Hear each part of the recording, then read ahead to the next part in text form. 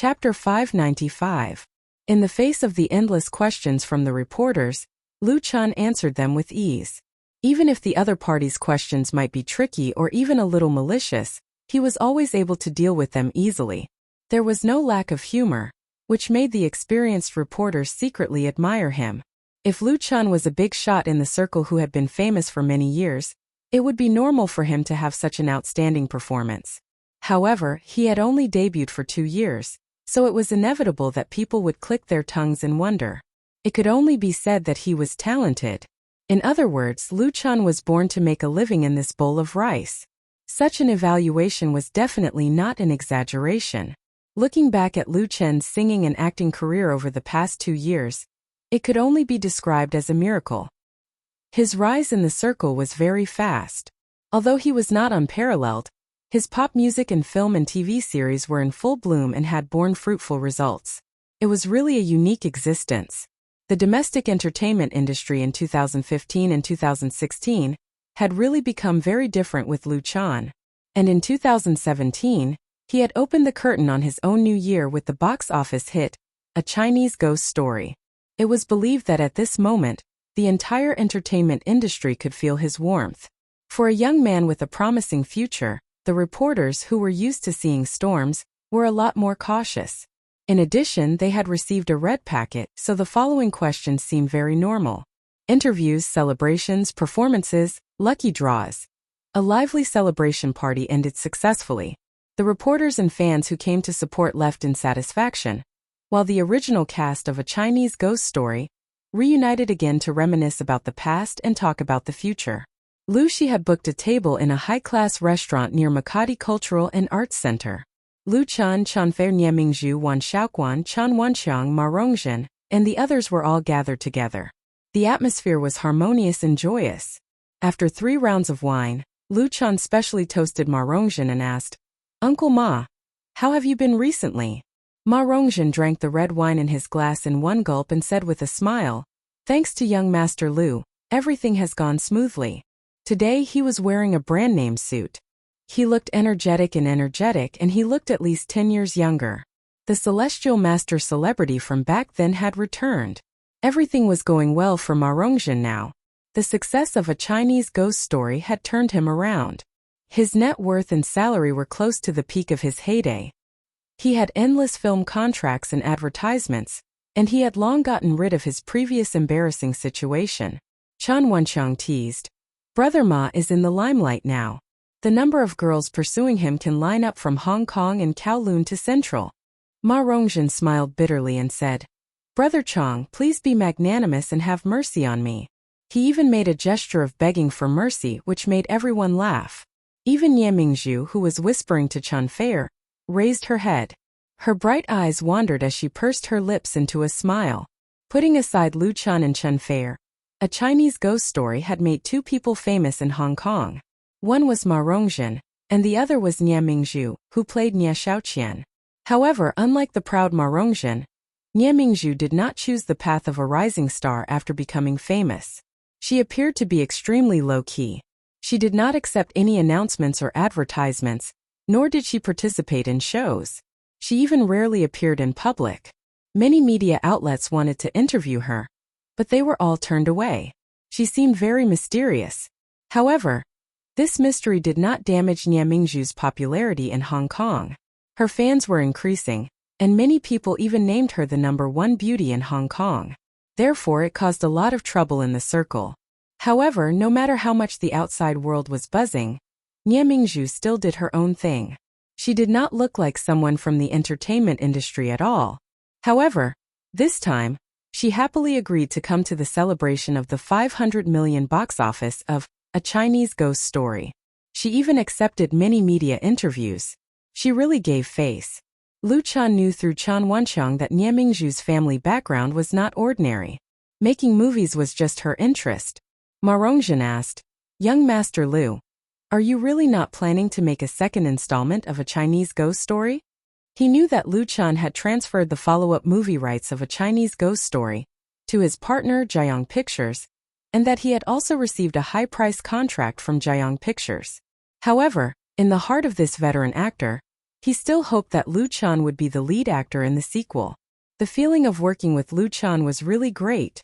Ma Rongjin knew very well that if there was no Lu Chan, the second installment of A Chinese Ghost Story might have a good box office, but it would be wishful thinking if it wanted to win the same success as the first one. Many people in the Hong Kong film industry said that Yin Qixia was the essence of A Chinese Ghost Story, but Ma Rongjin knew very well that Lu Chan was the soul of this movie. Hearing Ma Rongjin's question, everyone turned to look at Lu Chan, including Nie Mingzhu. Lu Chan did not hesitate. He smiled but shook his head firmly and said, "No more." Although they knew the answer, everyone could not help but be disappointed.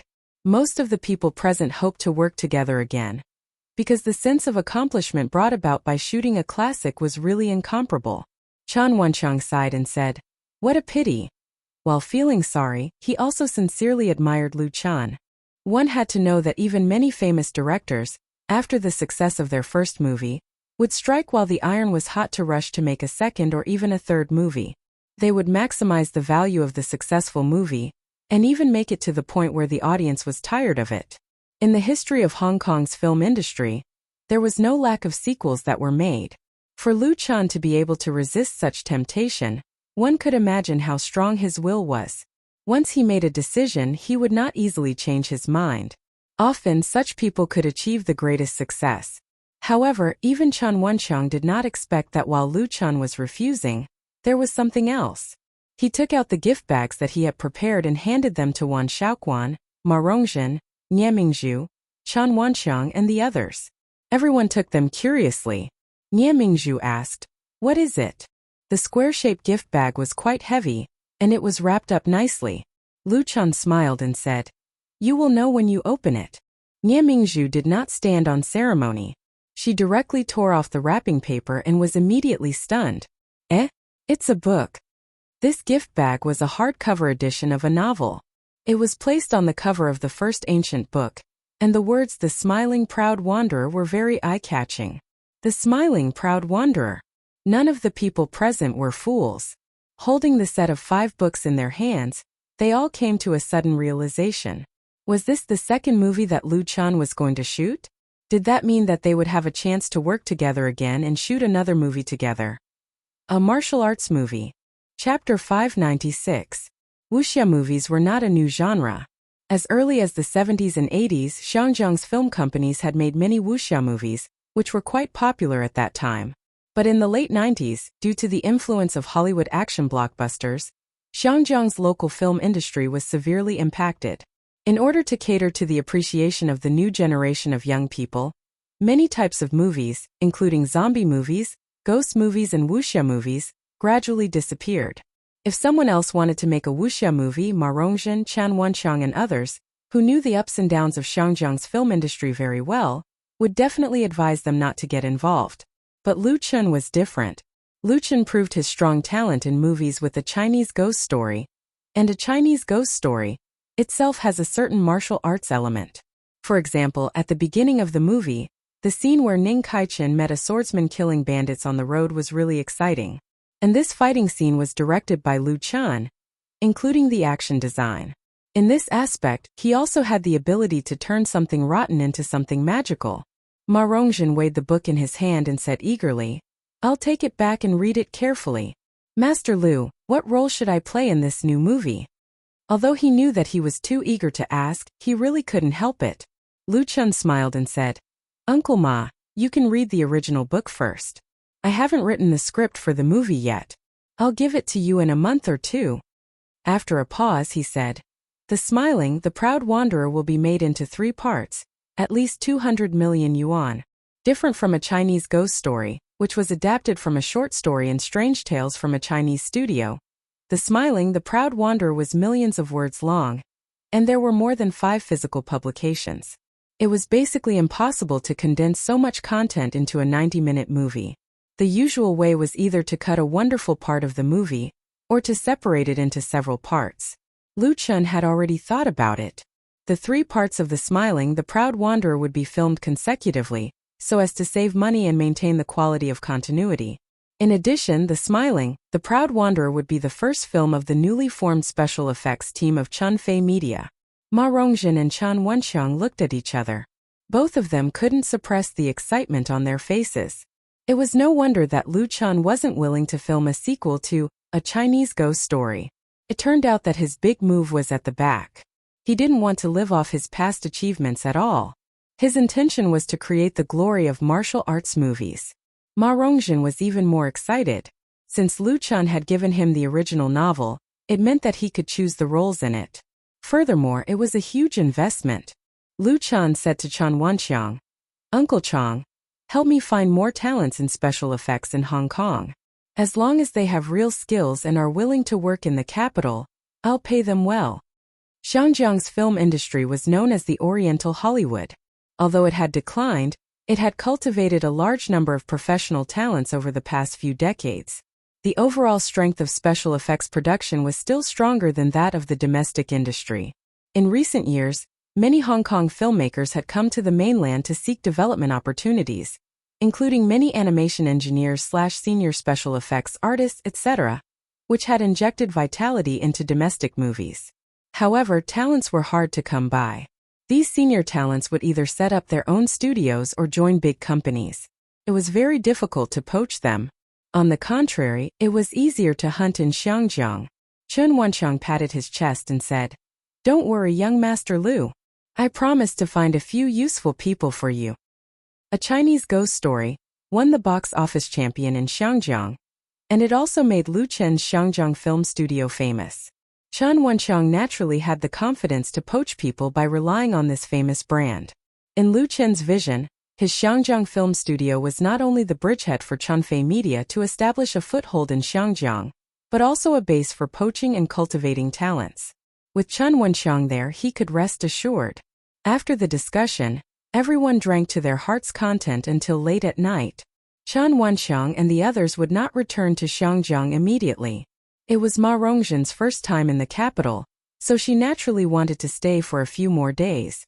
Nie Mingzhu and Chen Fei had an appointment to go shopping together. "You two have such a good relationship now?" Back at home in Purple Garden, Lu Chen smiled and said to Chen Fei, "Why don't we become sworn sisters?" Chen Fei snorted and said, "Sworn sisters, do you want to sway left and right and enjoy the happiness of having two people?" "No," Lu Chen hurriedly complained, and his drunkenness turned into cold sweat. "I have never thought of it that way." During the screening of A Chinese Ghost Story in Xiangjiang, some unscrupulous media had hyped up the scandal between him and Nie Mingzhu, but it did not cause any trouble. Chen Fei also knew about it. Chen Fei giggled and rolled her eyes at him coquettishly. "I'm just joking with you. Look at how scared you are. In fact, if Mingzhu is willing, I'm very generous." Although Lu Chen drank a lot, his mind was still very clear. "I only need you." Chen Fei didn't believe him. "You make it sound nice." Although she said so, there was still an intoxicating smile on her face. Lu Chen's heart was swayed. He couldn't help hugging her waist and lowering his head to kiss her. "You stink." Chen Fei reached out to stop him and said with disgust, "Go brush your teeth and take a shower first, or don't even think about getting on the bed." Lu Chen smiled and kissed her despite her resistance. Then he went to the bathroom to wash up with satisfaction. It was a charming night. The next morning, he was woken up by the phone on the bedside table. Lu Chen always carried two mobile phones with him. One was used for work and he would turn it off when he was resting. The other was used for friends and family, and it was turned on 24 hours a day. Naturally, it was this one that rang. At this moment, Chen Fei was still curled up in his arms and sleeping soundly. Last night, the two of them had a lot of fun. Lu Chen quickly reached out to pick up the phone, for fear of waking up his girlfriend in his arms. "Hello?" Who was calling him early in the morning? A familiar voice came from the phone. "Lu Chen, this is Gao He. When will you have time to come to Hangzhou?" "Boss?" Lu Chen was still a little confused and hadn't woken up yet. "What's the matter? Is it important?" Gao He laughed on the phone and said, "If it's not important, I won't call you. I'll tell you a piece of good news. The games we made have been completed and can be launched at any time." Lu Chen suddenly woke up and said, "You mean Happy Farm?" "Yes." Gao He replied decisively, "It's Happy Farm." Chapter 597. Happy Farm is a social mobile web game based on planting. Users can play the role of a farm owner on a virtual farm, reclaiming land in their own farm, growing various vegetables, fruits, and so on. This idea was put forward by Lu Chun and provided the funds needed for game production and website operation. It was a new internet project in cooperation with Gao He. At the beginning, Lu Chun came up with this creative idea. First of all, to fulfill the ill-fated couple of Gao He and Wang Xiaoling, so that their love can blossom and bear fruit. Career is the basis of love. Thus, Lu Chun invested 5 million yuan, accounting for 80% of the shares. Gao He and Wang Xiaoling invested 500,000 yuan, accounting for 10%, and the other 10% was used as incentive equity to reward employees who have contributed. With the full support of Lu Chun and excellent creativity, Gao He chose to stay in Hangzhou and start his career with Wang Xiaoling. Tian. Wang Xiaoling, the young couple, quickly set up a new company in Hangzhou and recruited people to invest in the production of Happy Farm. As an interactive game that takes into account both mobile and web terminals, Happy Farm is not complicated and can even be said to be quite simple. With sufficient funds and manpower, it can be completed in 2 or 3 months. Gao He took the 5 million yuan invested by both sides, the guarantee of follow-up capital investment from Lu Chun, and the complete creative idea. It can be said that it was clean and full. With a group of like-minded employees, it took less than 2 months to come up with the first version of Happy Farm. However, when he hurriedly handed over the game to Lu Chun for review, he was poured cold water by Lu Chun. Lu Chun pointed out the problems of the first version of Happy Farm, such as the number of vegetables and fruits that can be planted is too small, the props are not rich enough, the interaction is not strong enough, the art design does not meet the requirements of cute, and even the basic color is not attractive enough. Lu Chun understands that Gao He is eager to prove his ideas and the pressure of running the company, but since he has to do it, he must do it to the best. Only things that are seriously polished can have lasting vitality. After Lu Chun's criticism and reminder, Gao He's hot head finally calmed down. He humbly accepted the opinions and suggestions put forward by Lu Chun, settled down and continued to complete the game program, and hired experienced designers to redesign the game background, crops, props, etc. Happy Network was established in September last year, and it has been more than half a year now. Gao He finally came up with the final operating version and confidently reported the good news to Lu Chun. Although separated by the phone, Lu Chun can still clearly feel Gao He's joy and confidence at this moment. He also believes that his boss will not let him down. Then send me a copy of the game app. I'll try it out first. No problem. Gao He quickly sent an app installation file to Lu Chun through Feixin, and the file name showed that it was Happy Farm 1.0 internal beta.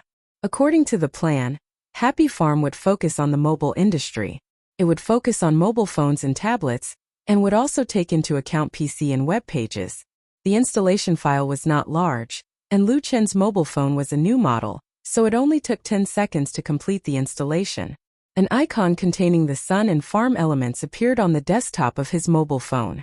He clicked on the icon, and the screen quickly turned pure white.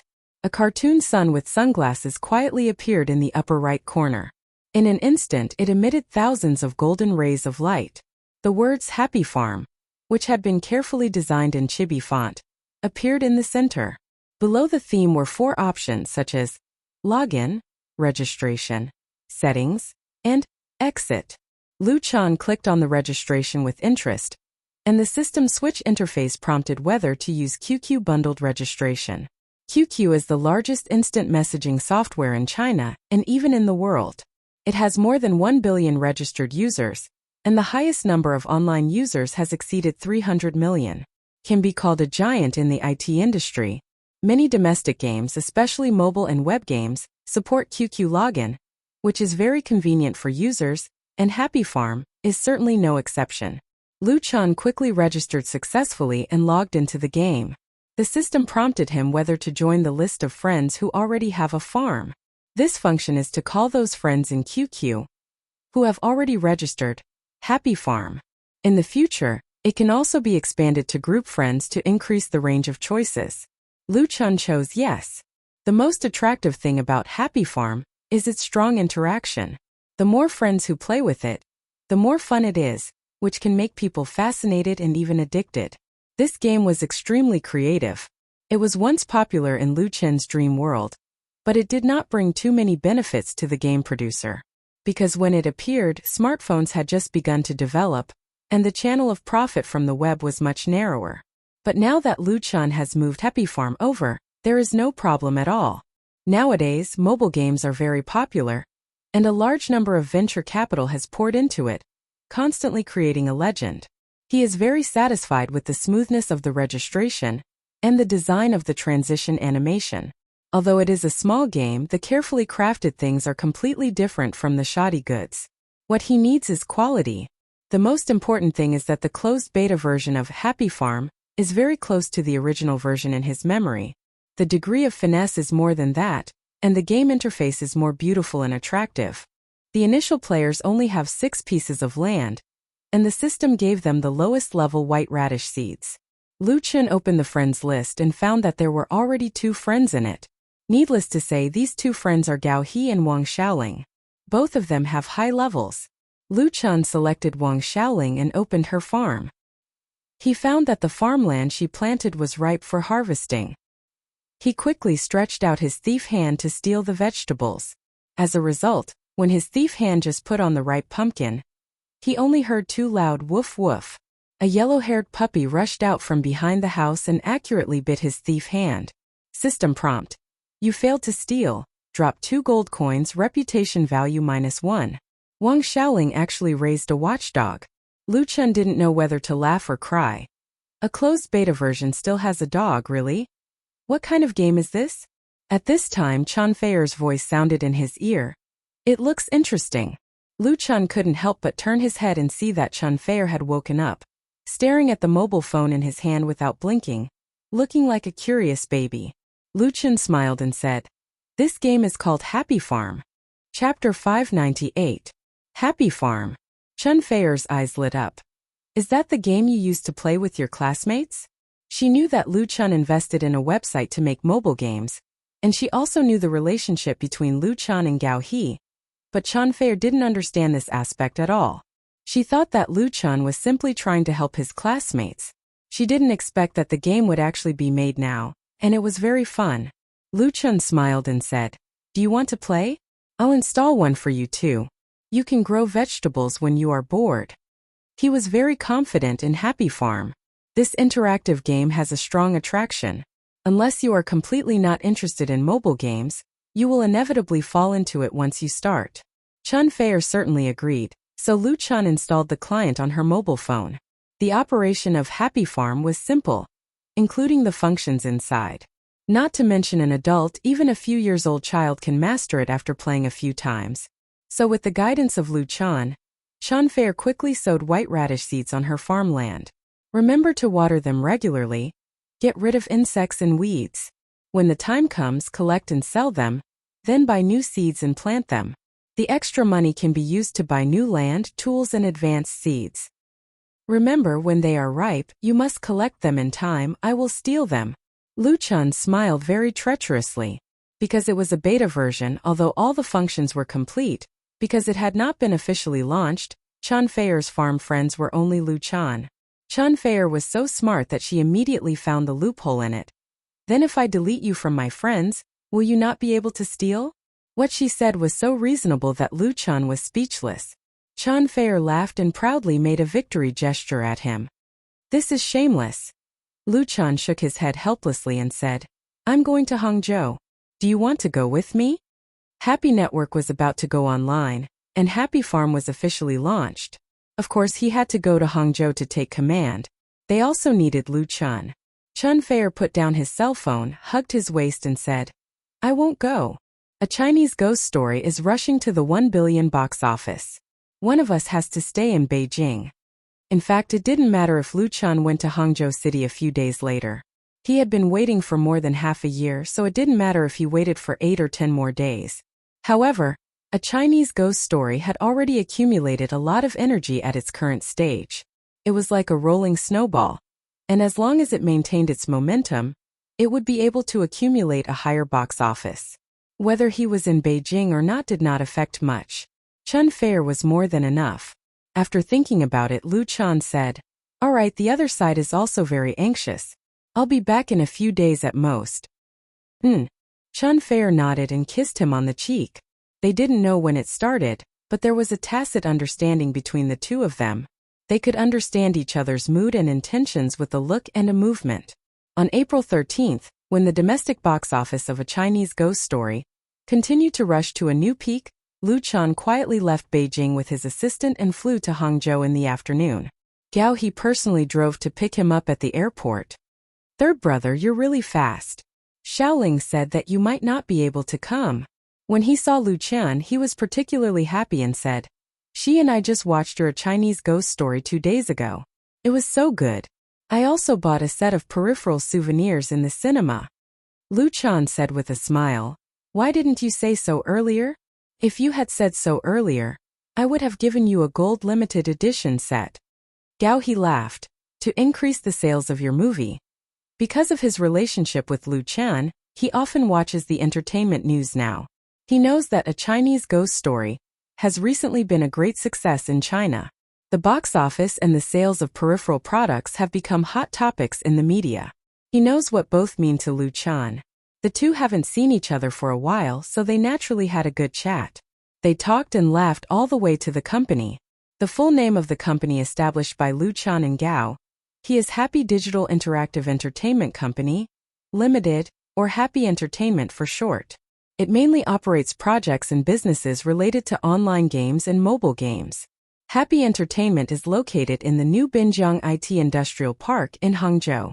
It is known as the entrepreneurial incubator of Zhejiang New Youth. New internet-related companies settle in it and can enjoy multiple support policies from the government. The current Happy Entertainment is still a small company. The office is only less than 200 square meters in size, and there are about 30 employees. But although it is small, it has all the necessary departments, including technology, marketing, customer service, finance, and logistics. When Lu Chan arrived, it was not time to get off work yet. Most of the employees were there.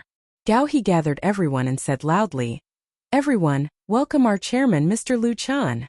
The employees immediately applauded hard, and everyone showed an excited look, especially the female white-collar workers in the marketing and customer service departments. Their eyes were shining. Everyone knows that the biggest shareholder of Happy Entertainment is the big star in the entertainment industry, Lu Chan. Many people chose to join Happy Entertainment because of this. It's just that this is the first time everyone has seen him in person, so they are naturally more excited. It's very encouraging. Lu Chan smiled and said, "Thank you. Everyone has worked hard during this time. Our Happy Network and Happy Farm are about to go online. Thank you for your efforts. I hope that I can work with all of you to turn Happy website into the best gaming website in the country and make Happy Entertainment the top gaming company in the industry. If it wasn't for your hard work and wisdom, we wouldn't have succeeded. You are the most valuable asset the company has." As soon as his voice fell, there was another warm applause in the office area. Gao He added, "Our chairman just said that this month's bonus will be doubled. Wow." This time the morale of the employees directly reached the max. After meeting and talking with the employees, Lu Chan chatted with Gao He in the CEO office. "Where's Xiaoling? Where did she go?" Gao He said, "She went to 7795 headquarters to talk about the platform cooperation. She should be back soon." Lu Chan nodded. 7795 is a well-known web game and small game publishing platform in China. The daily traffic is very high. The company headquarters of this website is in Hangzhou, so it naturally became the first choice website for Happy Farm to promote. But as for how to promote Happy Network and Happy Farm, Lu Chan has his own ideas. The publicity resources he has now are far from what he used to have. Chapter 599. Wang Xiaoling rushed back to the company before work. When she saw Lu Chan, she was naturally very surprised and complained that Lu Chan didn't bring his girlfriend. She is a fan of Chan Fei. Gao He asked about the cooperation with 7795 platform. Wang Xiaoling said that the contract has been signed. When the Happy Network is officially launched tomorrow, they can put advertising on the 7795 website. 7795 claims to have more than 50 million registered members and more than 10 million daily IP visits. Although the data is definitely fake, the effect of advertising on its platform is quite good. Of course, the advertising fee is not cheap. This time I've brought my men and money with me. In the evening, Gao He and his wife invited Lu Chun to dinner. After a few drinks in the private room, Lu Chun said, "You should be able to get the money tomorrow. Don't just think about saving money. You have to spend what you should spend, and you have to invite the people you should invite." Gao He and Wang Xiaoling looked at each other. Gao He scratched his head and said embarrassedly, "Lao San, you have already increased your investment once, and this time." Wang Xiaoling quickly added, "Now our company's money is enough. Happy Entertainment has been established for 7 or 8 months now. Every month the office rent, salaries and other expenses are at least 600,000 to 700,000 yuan. Coupled with the investment of various equipment, the original joint investment of 5 million yuan has long been burned out." It was Lu Chun who added a sum of money to maintain the situation. Gao He and Wang Xiaoling are both recent college graduates. They have no experience in running a company. When they came here, they paid a lot of tuition fees. And then they have been burning money without any income. Naturally, the two of them will not be calm. When Lu Chun increased his investment, he did not dilute their shares at all. It remained unchanged at 10%. Now that he wants to invest money again, the pressure on the two of them is very great. Lu Chun smiled and shook his head and said, "Enough? That's impossible." After a pause, he continued, "For this game Happy Farm, we have to invest at least 10 million yuan in publicity, and we have to continue to increase it in the future, and then there is the development of new projects. 10 million yuan in publicity fees." Both Gao He and Wang Xiaoling are stunned because Happy Farm is just a small game. It belongs to the leisure virtual business category in online games. The production cost is very low. If it is not developed by itself but commissioned a mature and experienced company to produce it, the cost can be estimated to be saved by half. Lu Chun actually wanted to invest tens of millions of yuan in Happy Farm, which was really beyond their imagination. They couldn't help but ask, "With such a high investment, can we earn back the cost?" Both of them knew that Lu Chun was rich, very rich. A song could be sold for millions, but such a way of burning money made them feel heartache. Wang Xiaoling's original advertising budget for Happy Farm was no more than 1 million yuan. "I'm confident in Happy Farm, and I believe that it can bring us 10 times, or even dozens of times more returns. But we can't be satisfied with just 1 or 2 small games. We should have a bigger goal." Lu Chun patiently explained. The memory from the dream world gives Lu Chun a steady stream of inspiration and creativity. After Happy Farm, Happy Entertainment can continue to make Fruit Ninja, Plants vs. Zombies, Angry Birds, and other mobile games that have achieved great success in the dream world. But the development of these leisure mobile games is only laying the foundation for Happy Entertainment. Lu Chun's goal is more ambitious. "Do you know the Smiling Proud Wanderer ? Gao He nodded without thinking and said, "I know. I also bought a hardcover edition and put it at home.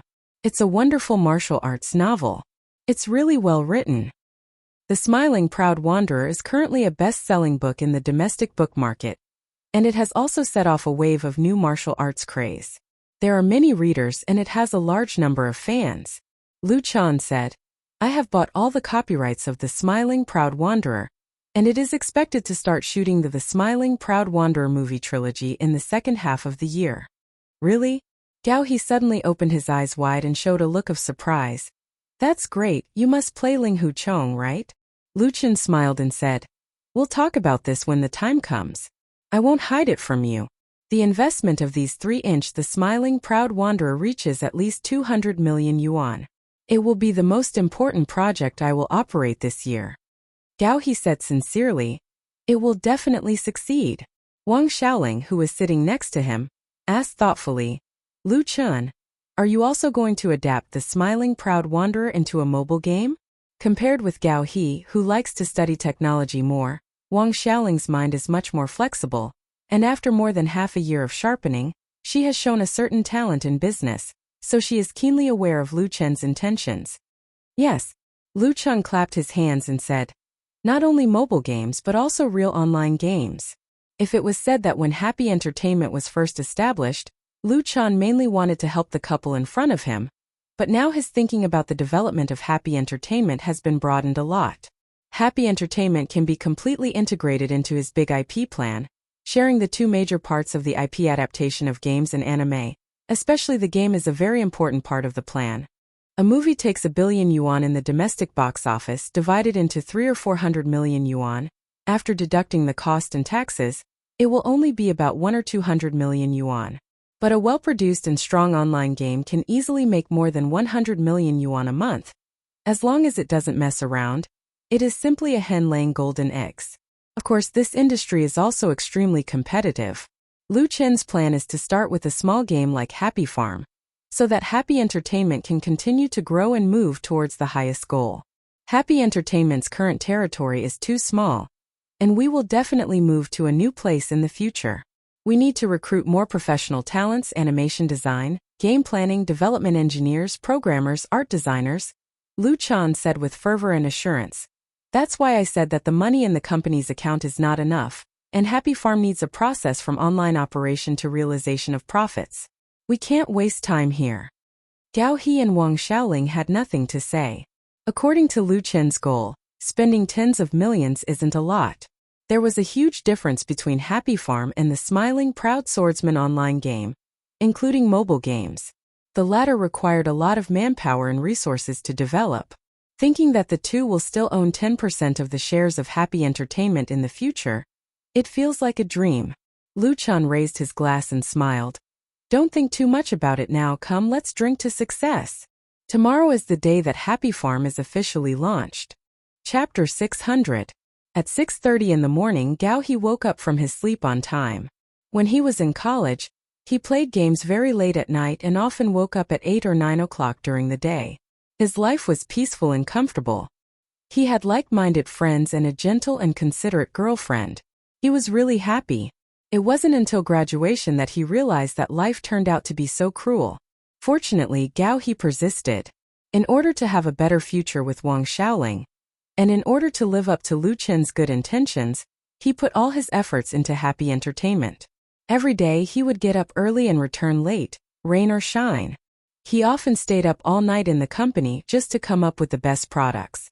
The Happy Farm, which has just been completed, carries his dream without regrets.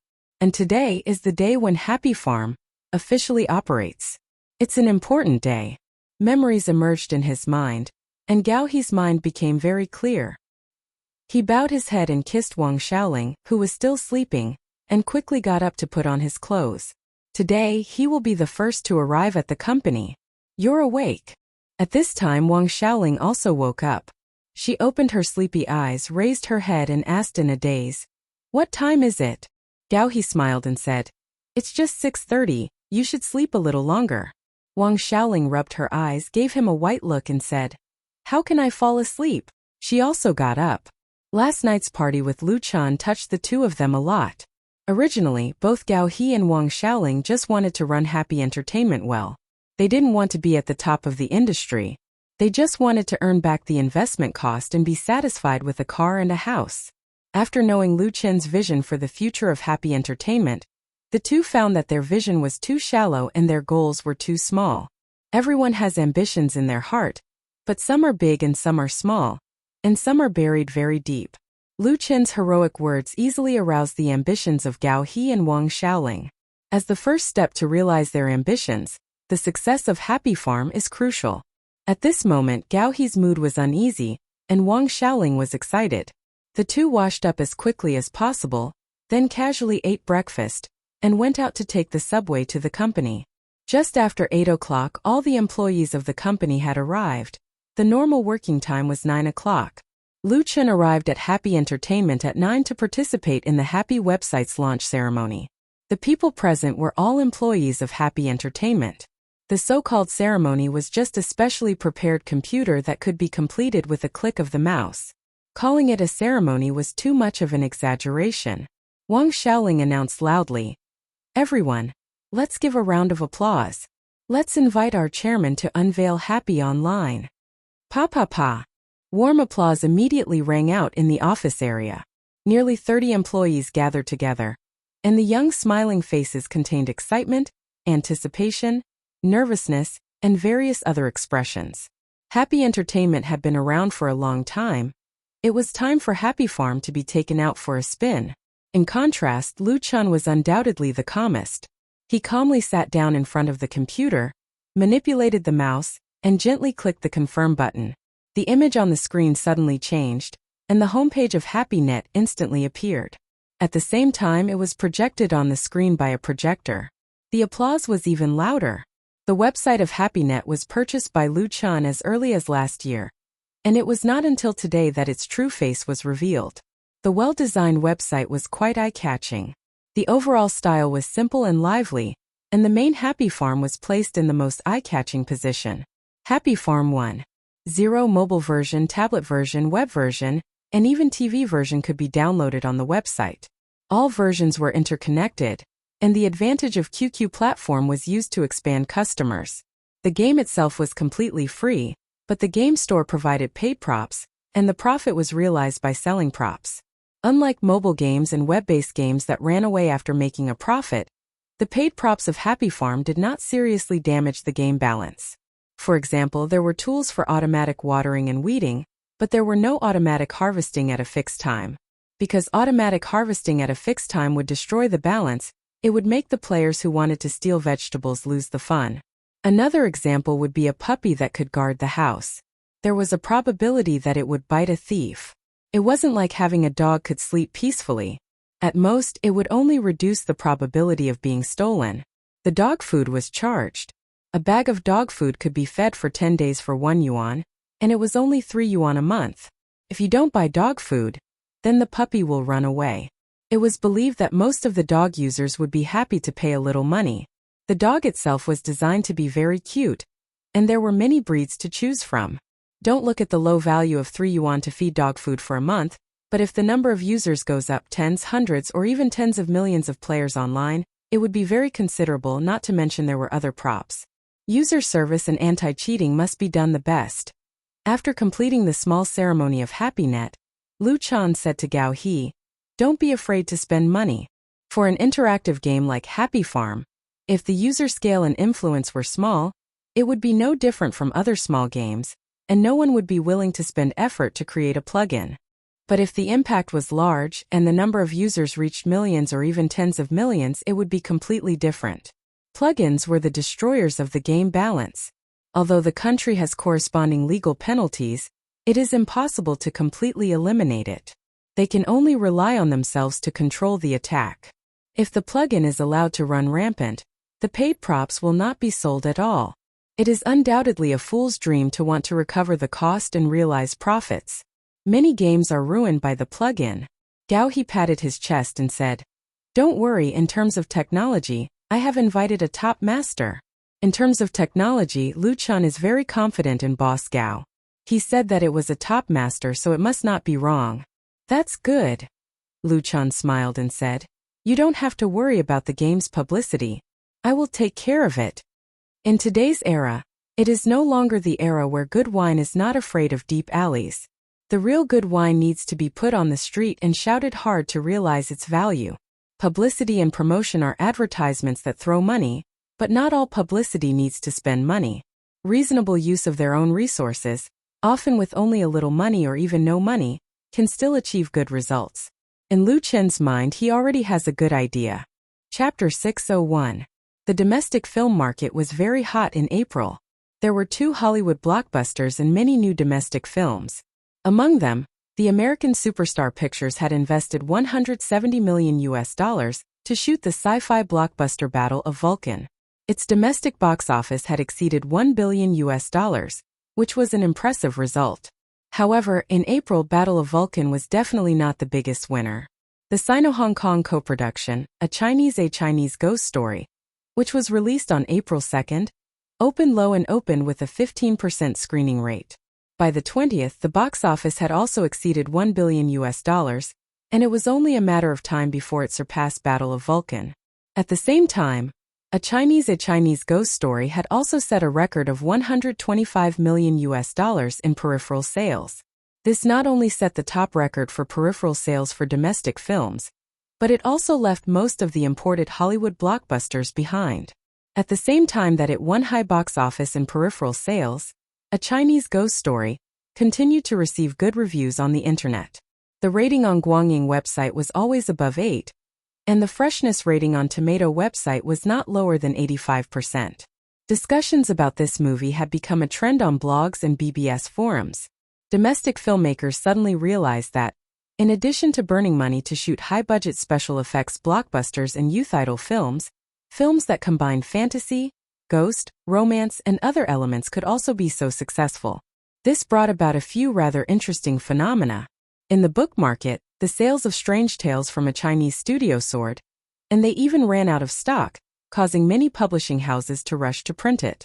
There were also many famous screenwriters in the industry who had received invitations from film companies and entertainment media companies to adapt the stories in Strange Tales from a Chinese studio. There were close to 500 short stories in Strange Tales from a Chinese studio. The famous ones included Lianqing, Pa, Fragrant Jade, Little Xia, etc. The Painted Skin and Nie Xiaoqian were two of them.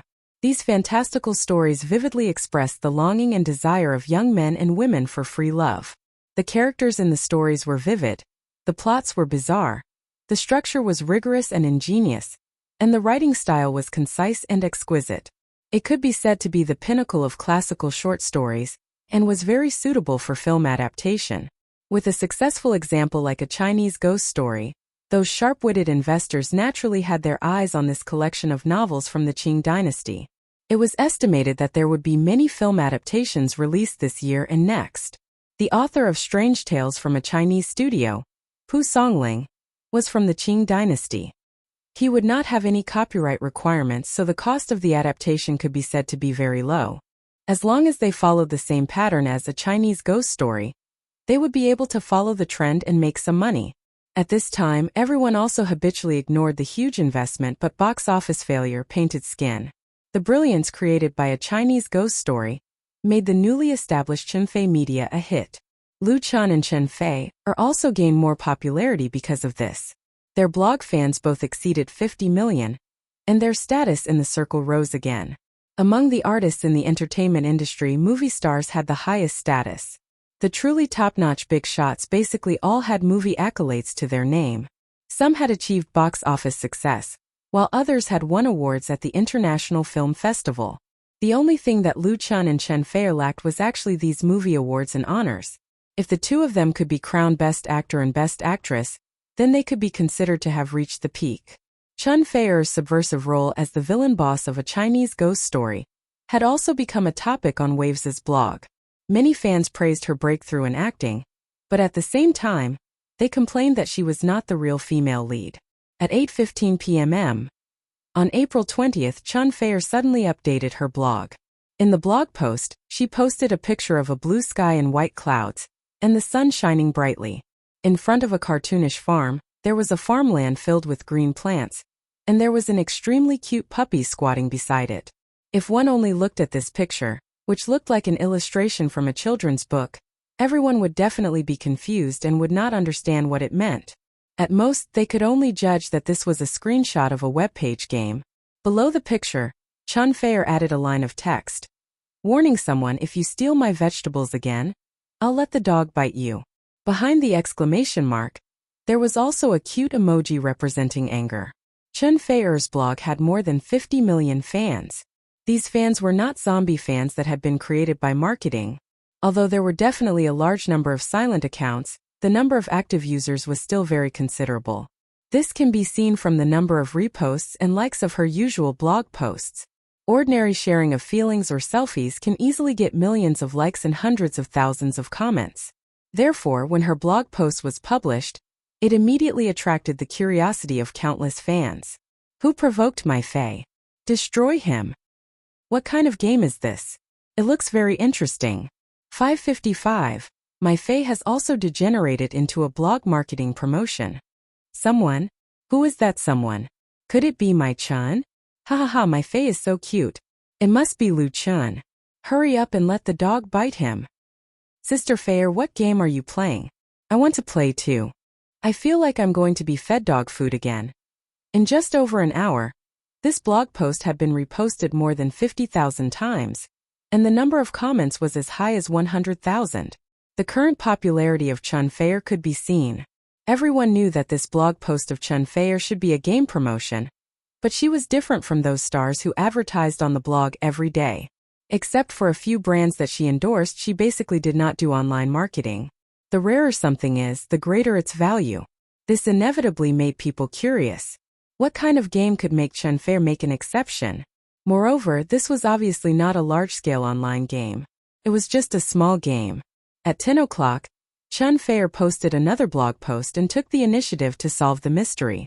She said that she had recently been playing a small online farming game called Happy Farm. By registering with QQ, you can interact with your friends in the game. It was very interesting and fun. Finally, Chun Fair added a QQ number. This is someone's number. Everyone can add him, and then steal all the vegetables he grows together. After the exclamation mark, there was a sinister expression. This time the fans immediately exploded. Someone was obviously Lu Chun. Lu Chun's personal QQ number was actually published by Chun Fair. Everyone didn't care whether it was game marketing or not. One after another they added Lu Chun's QQ number. It was directly approved as soon as they added it. There was no need to apply for verification. There were even more fans who searched for Happy Farm on the search engine and found the Happy website at the first moment. Chapter 602. You have to compensate me. In Beijing Zicheng Yuan's home, Chun Fair, who was sitting in front of the computer, said to Lu Chun, "Hurry up." Lu Chun smiled and said, "What compensation?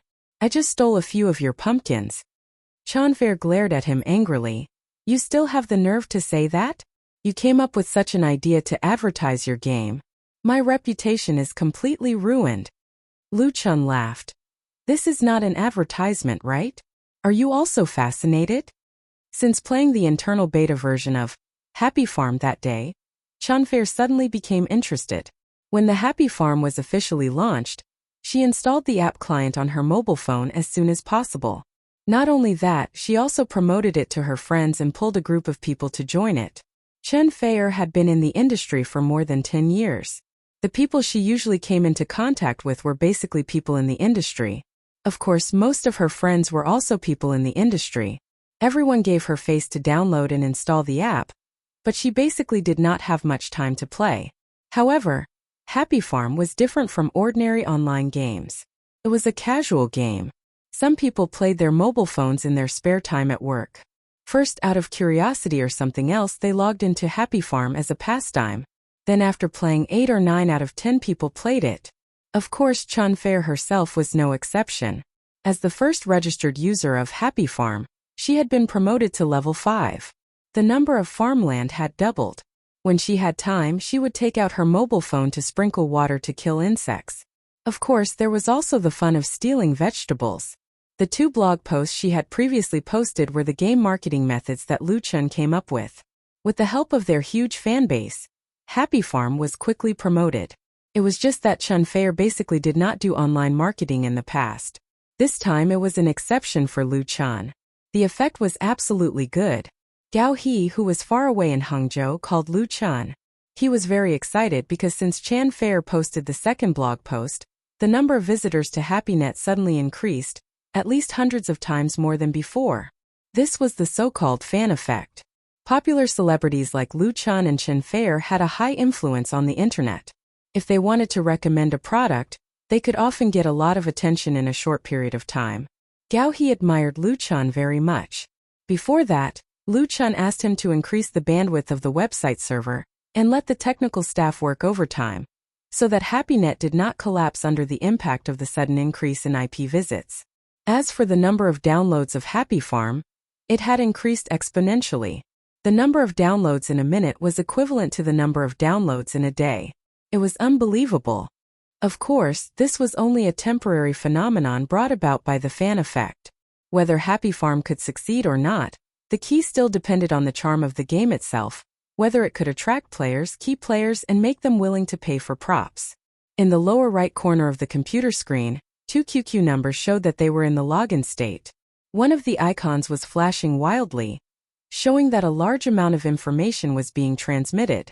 This QQ number was the number published by Chun Fair on his blog. In order to promote Happy Farm, Lu Chun deliberately bought a pair of couple QQ numbers from QQ, mainly to face the public.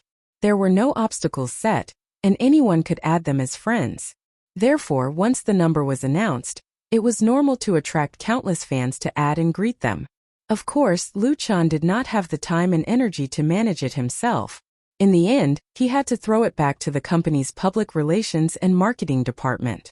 But tonight, he still took the time to reply to several fans in person. As for Chun Feier, he picked up the tablet and continued to browse the blog. The fans were enthusiastic. "Sister Feier, rest assured, we will definitely steal all of Lu Chun's dishes.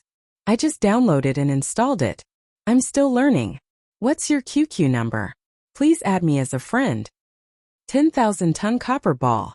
This game is very simple, very easy to learn, and the production is quite good. It's a bit interesting. I like to play small games the most. For casual games like Happy Farm, the learning index is the lowest. As long as one is not stupid, anyone can learn it within a few minutes, and there will be no obstacles. However, because of the lack of challenge in learning, players are easily tired and give up after a few rounds. It is very difficult to rely on the small game itself to make money. At most, they can make some advertising to achieve profit. Although Happy Farm belonged to the category of casual games, its level of exquisiteness and interactivity were incomparable to other games of the same kind, especially the latter, which had an addictive magic. After Chun Feier and Lu Chun's cooperation in marketing, Happy Farm became popular in a very short period of time. It first caused an impact in the two's fan circle, and then spread like a plague. Computers, tablets, mobile phones, more and more people installed the Happy Farm client, either through advertising in the media, seeing it on blog forums, or being recommended by relatives and friends. Happy Farm also relied on the powerful resources of QQ, making it easy for players to interact with others in the game, making stealing vegetables a craze. When a Chinese ghost story was taken off the shelves on May 1st, National Day, this casual game had already set off a craze for people to steal vegetables. The speed and influence of the game left everyone in the gaming world dumbfounded. There were also a lot of negative news, such as children secretly using mobile phones to steal vegetables during class, white-collar workers opening web pages to steal vegetables at work, and some people got up in the middle of the night to go online in order to steal and pick vegetables, which affected their rest. However, these negative news could not affect the spread of Happy Farm. The number of registered users soared to more than 50 million in more than half a month, of which more than half were active users. This figure was very scary, and the surge in users also brought rolling money to Happy Network and Happy Entertainment. Although the props sold in Happy Mall were very cheap, they couldn't support the huge number of users. Therefore, after experiencing the process of burning money for more than half a year, Happy Entertainment smoothly embarked on the principle of profitability, continued to recruit people to expand their strength, and move towards a higher goal. Lu Chun gave the power to control and manage Happy Entertainment to Gao He and his wife, and led Chun Fei Media to start preparing for the third TV series. In addition, there was also the recording of the reality show, The Voice of China. Chapter 603. East Coast District, Huhai. It was already 3 o'clock in the morning when Anshin returned to her apartment. She opened the door carefully with the key. She didn't turn on the light after entering the apartment. She only used the light from her phone screen to light up the room. Then she tiptoed to her room. The 70-square-meter apartment was divided into 4 rooms. There were 7 people in total, including Anshin. She had been living with a friend for almost 2 years.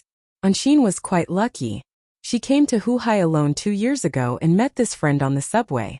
She moved in the next day, which saved her a lot of money and a lot of trouble. Anshin, who was 23 years old, was a singer, a folk singer who took the lyrical route. She was currently singing in a bar in the old French concession of Shanghai. She could be considered as a member of the drifters. Those who lived in the capital were called drifters, and those who lived in Huhai were called drifters. Anshin couldn't survive in the capital, so she didn't have a good life in Huhai.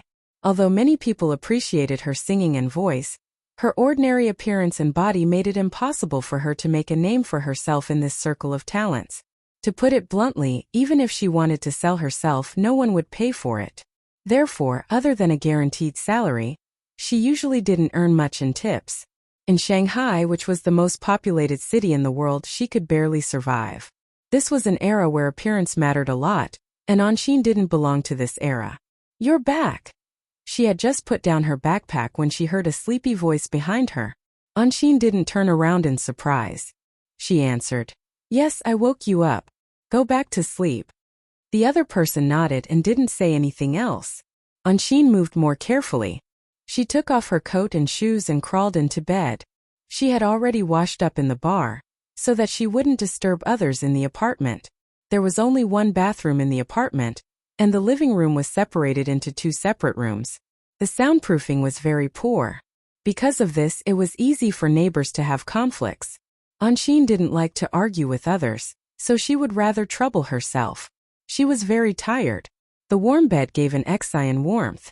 Usually, she would fall asleep quickly after closing her eyes, but for some reason, she was still awake tonight. It was the Labor Day holiday these few days.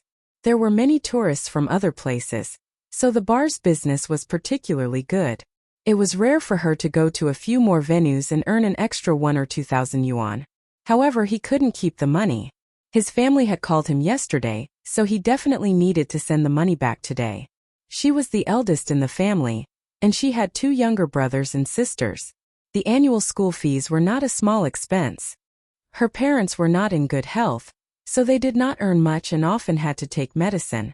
Anshin wondered if she should find another part-time job during the day. Otherwise, she wouldn't be able to hold on any longer. As she thought about it, she felt drowsy and fell asleep unknowingly. She slept until the sky turned dark. An Wuxian was woken up by a strange itch on the tip of her nose. Achoo! She sneezed fiercely and heard a giggle in her ears. "Little lazy pig, get up quickly." An Wuxian ignored the man. She turned over and tried to go back to sleep, but a cold hand reached into her arms. "Aya, do you want to die?" This time Anshin couldn't go back to sleep anymore. She sat up in embarrassment and prepared to fight back. The man who was messing with her was, of course, her hometown. The 2 of them were best friends and they had a very good relationship. Not a scaredy cat. "It's already midnight. I brought you KFC. Are you touched?" She waved the plastic bag in her hand at Anshin. The white bag had the words Colonel of KFC and KFC written in red on it. It was very eye-catching and very tempting. Anshin was shocked when she smelled the food. "Why are you so generous to buy KFC?" Her hometown friend worked as a salesperson in a shopping mall. His family situation was similar to hers. Usually, he was very thrifty like her. Under normal circumstances, he was reluctant to spend money at KFC. A hamburger that couldn't fill his stomach was more expensive than rice. Her hometown friend smiled and said, "It's someone else's treat and I got you a share. Are you touched? Give yourself to me. As long as you like it." Anshin happily took the bag of food and winked at her friend. "I'm yours today." Her friend had goosebumps all over her body and said, "It's too numb. I don't have the luck to enjoy it." The 2 of them chatted and laughed, and even shared the chicken wings. Anshin sat on the bed until she was full and was satisfied. "You'll stay here with me? Don't you need to go to work in the afternoon?" Her hometown friend nodded and said, "I'll take the afternoon off. I'm so tired these few days." "Oh right." She took out her phone and fiddled with it for a while, then said, "I saw a singing talent show called The Voice of China online today. They said that they'll start auditions nationwide tomorrow. There's an audition venue in Shanghai. Do you want to go and try it out?" The Voice of China? Even Anshin had never heard of this name. There were so many talent shows these days and there were so many different kinds of talent shows. She shook her head subconsciously. Anshin once had the dream of becoming a star, and had participated in talent shows before. However, she did not even make it to the official competition. That was because her appearance was too ordinary, and did not meet the requirements of others. In the current talent shows, apart from those with strong backgrounds, most of the contestants were handsome men and beautiful women. At the very least, they had to be talented and able to compose songs.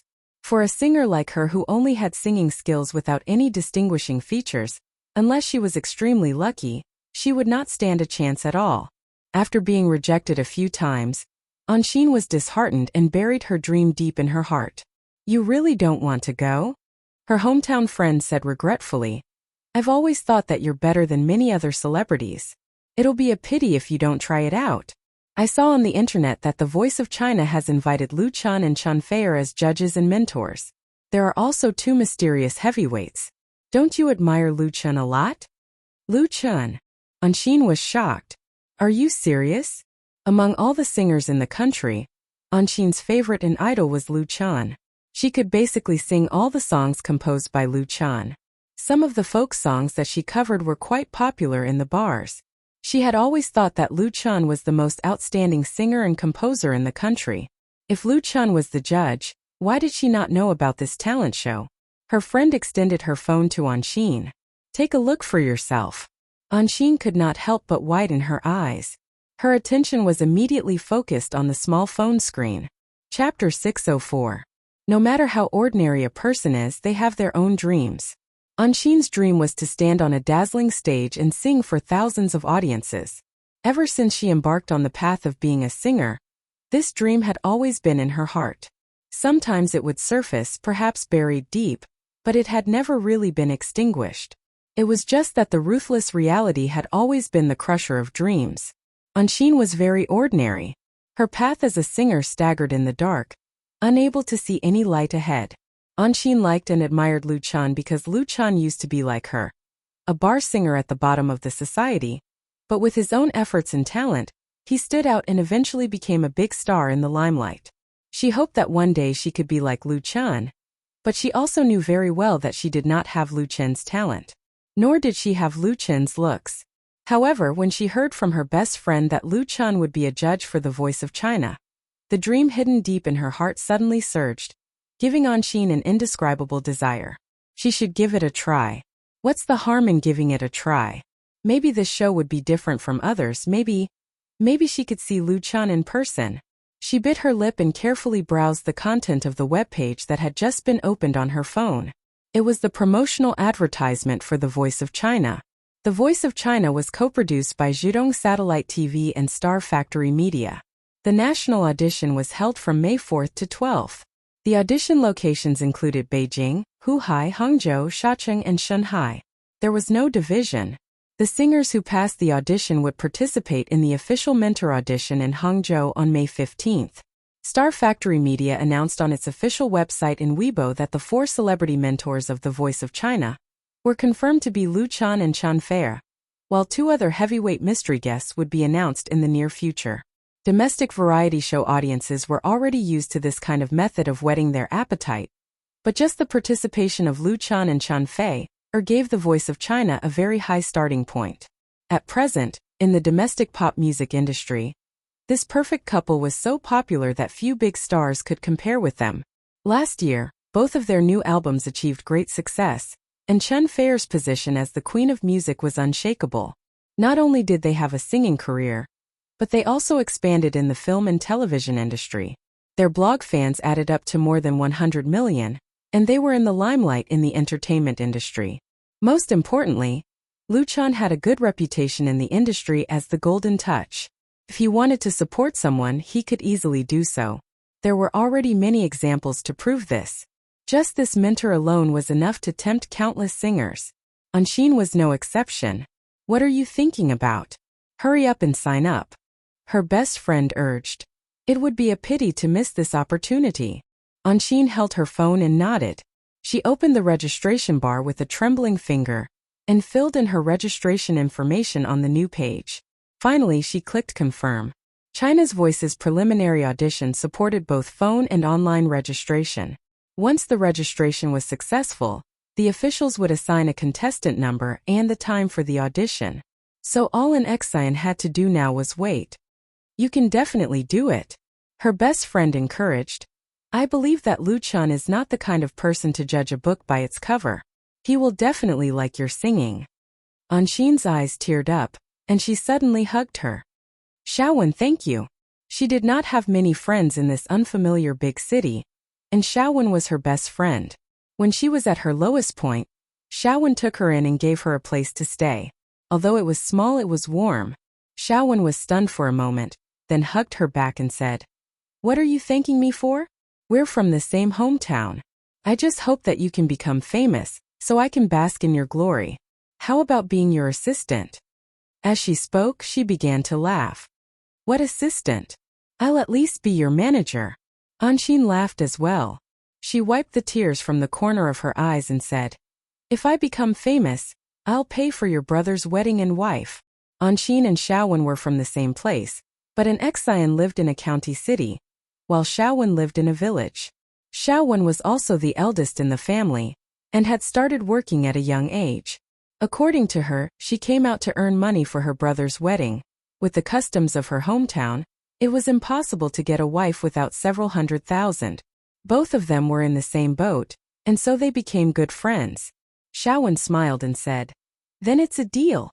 She made it sound as if an Xian was really going to become famous soon.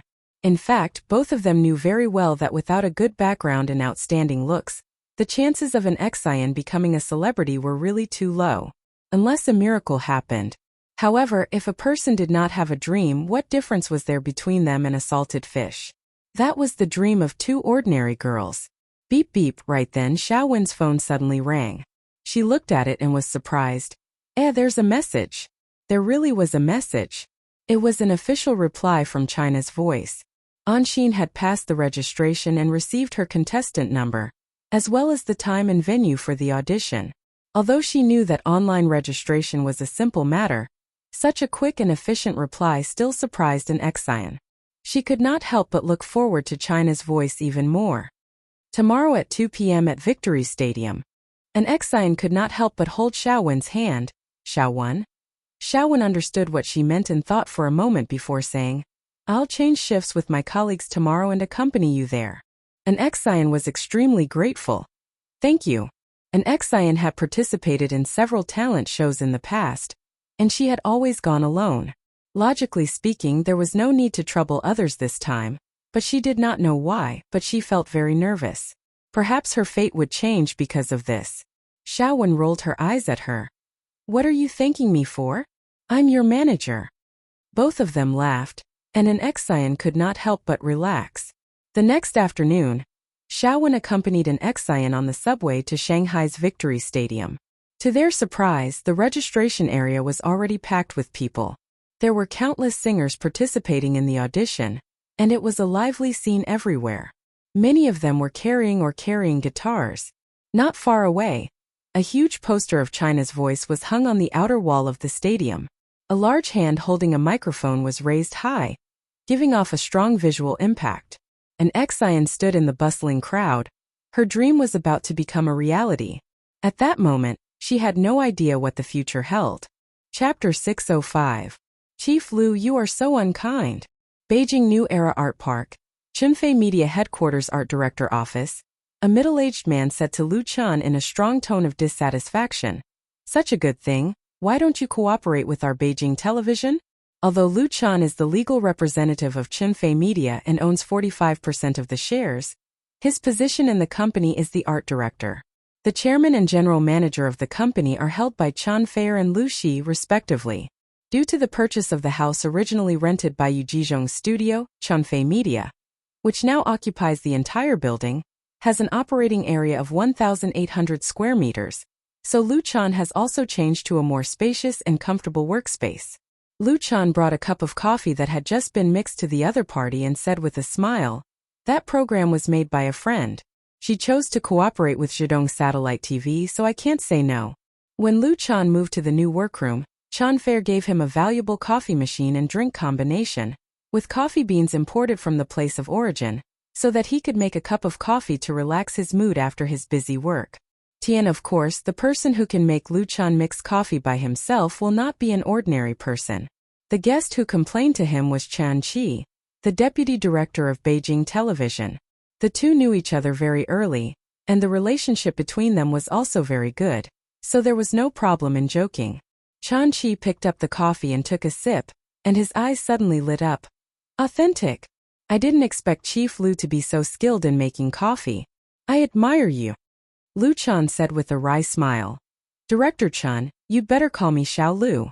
The deputy director of Beijing Television came to his office today, and was also an uninvited guest.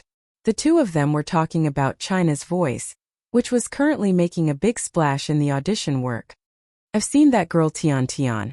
When she saw me, she had to call me uncle. Chen Qi put down the coffee cup and said, "You must have a share in the media company she runs, right? It's only right for you to help yourself, but you can't let Zhidong's satellite TV station monopolize it." Currently, in the domestic television industry, China's The Voice was undoubtedly the most anticipated talent show. The reason was very simple. The judges and mentors for this newly launched singing talent show had already been selected to be Lu Chan, Chen Fei, and Liao Jia. There was still one more important person that had not been announced. But just these three alone were enough to cause a stir in the industry. Needless to say, Lu Chan and Chen Fei were already very popular. One could just go to the Waves blog and see how popular they were. Their combined fans exceeded 100 million. As for Liao Jia, although this famous rock and roll veteran has not released a new album in recent years, his status in the circle has always been unshakable. Moreover, Liao Jia had never participated in such a talent show before. Not to mention the last heavyweight mentor who has not yet unveiled his mysterious veil. The combined weight of these three is enough to crush a large number of talent shows and make the third season of Singing China, which will be produced and broadcast by Beijing Satellite TV Station at the end of June, feel heavy pressure. Therefore, Chen Qi came over to denounce and let Zhidong Satellite TV Station monopolize it. Lu Chan was really amused by the rascal of the deputy director. Director Chen Tian Tian is from Zhidong Satellite TV Station, and the company is in Hangzhou. Is there any other choice if she doesn't cooperate with Zhidong Satellite TV Station? Besides, you can't cooperate with Beijing TV. You already have Singing China. Beijing Television's Singing China, launched in 2015, has been successfully held for 2 seasons. Both seasons have achieved high ratings, and influential contestants such as Lu Chan and the Little Tigers have emerged. It is absolutely impossible for Beijing Television to let go of this variety show. Of course, Chen Qi knew very well that his real purpose was not to get involved in China Good Voice. Then forget about this, but you from the Star can't just leave us behind, can you? The old fox's tail has finally been revealed. The news that Lu Chan is going to shoot the last part of the urban trilogy, You from the Star, has long been released on his blog, but because there are too many people seeking cooperation, and because he is very busy with his work, he has not finalized a partner so far. The last Full of Romance was distributed to Zhidong Satellite TV Station and Beijing Television Station, making the two companies make a lot of money. This time, of course, Beijing Television will not miss it. Relying on their proximity, they are very close to it. However, without signing a contract for one day, things will change. There are so many satellite TV stations in China, but as long as they have a little strength and ambition, who doesn't want to get the premiere rights of You from the Star? Unlike CCTV, which has a big business and doesn't have to worry about food and drink, the performance of local satellite TV stations has to rely on themselves. Lu Chan said with a smile, "Director Chen, I have always been very happy to cooperate with your Beijing TV. I don't think this time will be an exception." Despite holding the memory wealth of a world, Lu Chan has never thought of monopolizing all the benefits, because he deeply understands that a person who is reluctant to share even a little benefit is doomed to failure. Therefore, he has been very attentively weaving his own network and generously giving up part of the benefits, which has allowed his career to expand very smoothly and reduced a lot of trouble. There are a lot of controversies in the circle, especially for popular stars. It is not known how many pairs of eyes are staring at them. If they don't have the strength to deter the small fry, then maybe there will be a scandal when they go out for a meal. Lu Chan is developing in Beijing, and the headquarters of Chunfei Media is here. Beijing Television is also the local snake, so it is necessary to build a good relationship. In fact, even if Chen Qi did not come over, You from the Star would also premiere on Beijing TV. Of course, Beijing Television will definitely ask for more, but it can always be negotiated happily. That's good. With Lu Chen's promise, Chen Qi was finally relieved. He picked up the coffee again and tasted it happily, and couldn't help but feel very emotional in his heart. When Chen Qi first met Lu Chan was just a contestant in a talent show on Beijing Television. He was an existence that Lu Chan needed to look up to. But now, in less than 2 years, Lu Chan is fully qualified to be on an equal footing with him. Not to mention anything else, Just Lu Chen's current net worth must be calculated in hundreds of millions. In the entire entertainment industry, who can rise and develop as fast as Lu Chen? Young people nowadays are really amazing. Lu Chen didn't know what the deputy director of Beijing Television was thinking. After seeing Chen Qi off, he asked his assistant to book a ticket to Hangzhou for him. Chen Fair has been in Hangzhou for 2 days. The two will participate in the official recording of The Voice of China on the 15th. Chapter 606. On the 12th of May, Lu Chen flew to Hangzhou. The 12th was also the last day of China's Voice's national auditions. All the singers who passed the auditions would participate in the blind auditions in Hangzhou in batches. In the end, 4 teams with a total of 56 contestants would be selected to enter the elimination round. Tian Star Factory had been preparing for such a long time, and had long held back their energy. Now that they had finally unleashed their accumulated power, the 9-day national auditions were spectacular and had a great impact. Star Factory Media was considered to have made a name for themselves, and had truly stepped into the circle of variety shows. When Lu Chen saw Tian again, the helmsman of Star Factory Media was simply in high spirits. There was a strong self-confidence inside and outside, and she had the temperament and demeanor of a strong woman in the business world. When she saw Lu Chen, she complained, "You didn't contact me the last time you came to Hangzhou. Do you still treat me as a friend?" The last time Lu Chen came to Hangzhou was because of Happy's online incident. On one hand, he was too busy with work, and on the other hand, he did not look for Tian to avoid trouble. He did not expect it to become a crime. Lu Chen could only admit his mistake. "All right, I'll contact you first the next time I come to Hangzhou. That's fine, right?" "That's more like it." Tian hugged Chen Feier's arm and said, "I don't care about other places. Since you're in Hangzhou, I have the obligation to help Sister Feier look after you. There are so many beauties in Hangzhou. I'll make sure you don't make any mistakes." Chen Feier pursed her lips and smiled. "Then I'll leave this glorious task to you." After the joke, Tian got down to business. When will Shifang come over? In a few days, China's Voice would officially start recording. 3 of the 4 mentors had already been revealed. Lu Chen and Chen Feier arrived in Hangzhou first. Liao Jia would rush over the next day. But Shifang's schedule was still undecided. The Heavenly Queen of Xiangjiang had a full schedule. Although she had already confirmed her participation in China's Voice and signed a contract with the company, Tian could not rest easy without seeing her in person. Shifang could be considered the trump card of China's Voice that had yet to be revealed. This was the first time Tian was involved in such a big project, so it was inevitable that she would be a little worried about the gains and losses. She was always worried that something might happen. This was one of the reasons why this trump card had not been revealed until now. Lu Chen understood. "Then I'll make a call and ask." He took out his phone and dialed Shifang's private number. The call was quickly connected. After Lu Chen chatted with the other side for a while, he said, "Sister Fang's flight is in the afternoon the day after tomorrow. She will arrive at the airport around 5 o'clock. "That's great." Tian almost jumped up and said excitedly, "I'm going to pick him up." She could be considered a hardcore fan of Shifang. She had liked the Heavenly Queen of the music industry since she was in junior high school. She still had many of Shifang's albums at home. Lu Chen smiled and said, "Let's go together. Sister Fang is very easygoing." At night, Lu Chen and Chen Feier stayed at Tian's house as usual. Tian's house was very big with 4 or 5 rooms.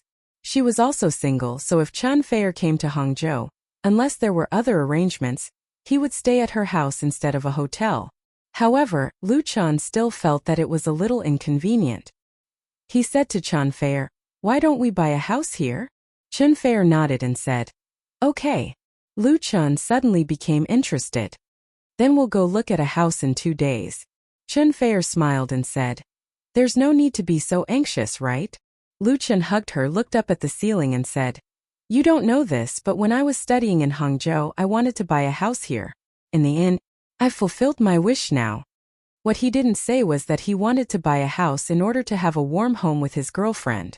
After graduation, he wanted to stay in Hangzhou to develop his career. However, the accident at home changed everything. Chen Feier, who was in Lu Chen's arms, felt his mood at this time and said, "Then let's wait for 2 days." For ordinary people, buying a house in a big city like Hangzhou might not be enough even if they worked hard for a lifetime. But for her and Lu Chun, it was a very simple thing. As long as Lu Chun was happy.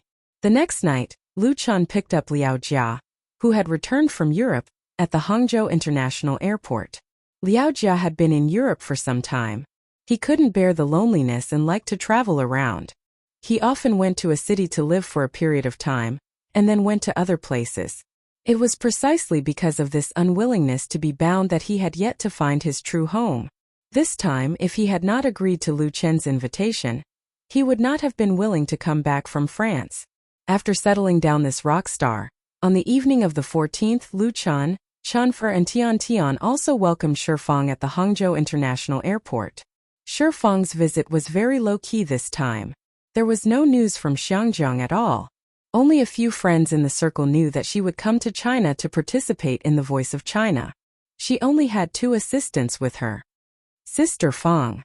When they saw Shifeng wearing a hat and sunglasses in the VIP passage of the airport, Lu Chun was the first to go up and greet her. Big smile immediately appeared on Shifeng's face, and she took the initiative to open her arms and hug Lu Chun. The Xiangjiang Heavenly Queen said with a smile, "Chun Zai, long time no see." Her complexion looked very good. Chen Fei also came up to greet Sister Feng. "Hello, Fei." Shifeng had met Chen Fei at the Xiangjiang premiere of a Chinese ghost story, so she naturally remembered her. Following that, Lu Chun introduced Tian Tian to Shifeng. Shifeng was a little surprised. "Miss Tian Tian is so young. That's really surprising." In Xiangjiang, there had never been a beautiful girl in her 20s who could manage an entertainment media company. Shifeng could not help but look up to Tian Tian. In front of this Xiangjiang Heavenly Queen, Tian Tian was already a little fan, holding her hand excitedly. Shifeng was surprised and a little amused. She then felt that Tian Tian was very cute. She had an easygoing personality and did not put on any airs of a heavenly queen, so she got along well with Tian Tian. That night, Tian Tian hosted a banquet at Hangzhou's Shangri-La Hotel to entertain Shifeng, who came from afar. Liao Jia attended at the same time. With that, the 4 main judges of the Voice of China were all gathered together. How could they not take a photo at such an important moment? Tian Tian took a photo with her phone and immediately posted it on the Voice of China's official Weibo. The last mystery guest of the Voice of China was thus revealed. As expected, this special photo caused a huge reaction on Waves' blog. Chapter 607. China's Voice's official Weibo account on Waves' blog had only been online for a short period of time, but the number of fans grew at a rapid pace. Especially after it was announced that Lu Chun and Chen Fei would be the judges and mentors of the reality talent show. The attention on the show increased exponentially. Countless fans of Lu Chun and Chen Fei were paying attention to China's Voice. That was because for everyone, the appearance of this singing couple at the mentors' table at the same time was undoubtedly something worth watching. Of course, the attention of China's Voice was not limited to just the two's fans. Liao Jia's participation also increased the show's popularity, especially for those who liked rock music. Following the start of China's Weibo national editions, the show attracted a lot of attention. However, the officials seemed to think that it was not enough, as they deliberately left the last suspense until the end of the editions.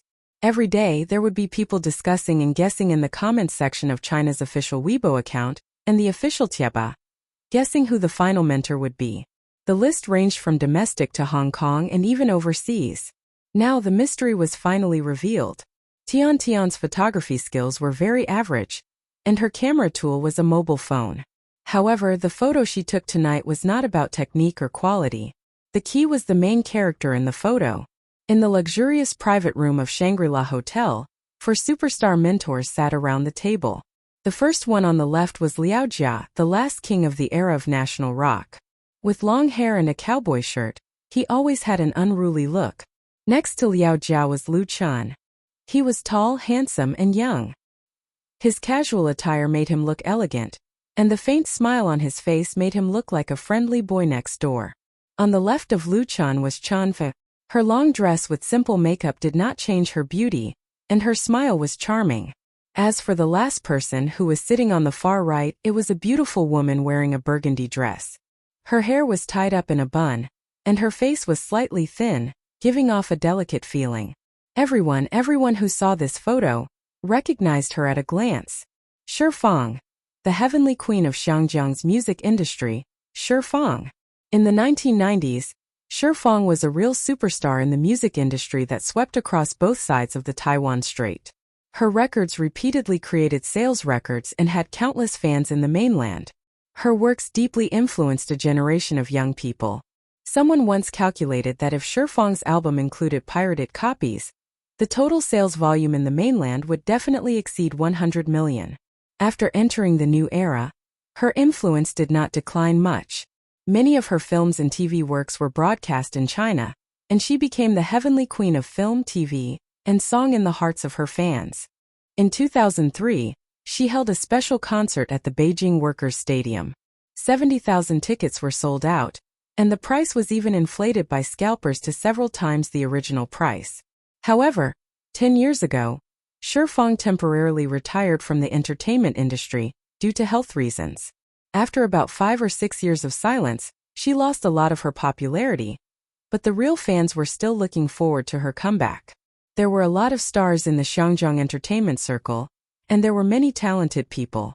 However, in terms of influence and popularity in the mainland, no man could compare to Chen Gangsheng, and no woman could compare to Shi Fang. Therefore, when everyone saw Shi Fang appear in the country and chat happily with Lu Qian and the others, they were very surprised, especially those who liked Shi Fang. Oh my god, it's actually Shi Fang. Am I seeing things? I'm still in shock. When did Shi Fang make a comeback? I didn't even know about it. Shi Fang's fans were passing by. Their favorite song is Romantic Night. They will never forget it. Romantic Night +1. Rose Tulip is also very good. I always sing these two songs when I go to KTV. China's voice is really amazing. They actually managed to invite Shi Fang. Seeing Sister Fang again, I feel like crying.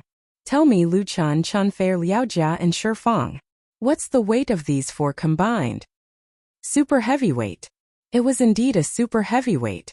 There were many talent shows in the country, and there was no lack of high-end productions. However, when it came to singing reality shows, there were not many that could compare to China's Voice, which had just revealed its trump card. Lu Chan, Fei, Liaojia, and Shi Fang. Any one of them was enough to hold the fort. Even if it was Lu Chan, who had debuted the shortest and youngest, in terms of popularity and strength in the Chinese pop music industry, how many could compare to him? It would not be an exaggeration to say that such a lineup was extravagant. Tian's photo really made a killing.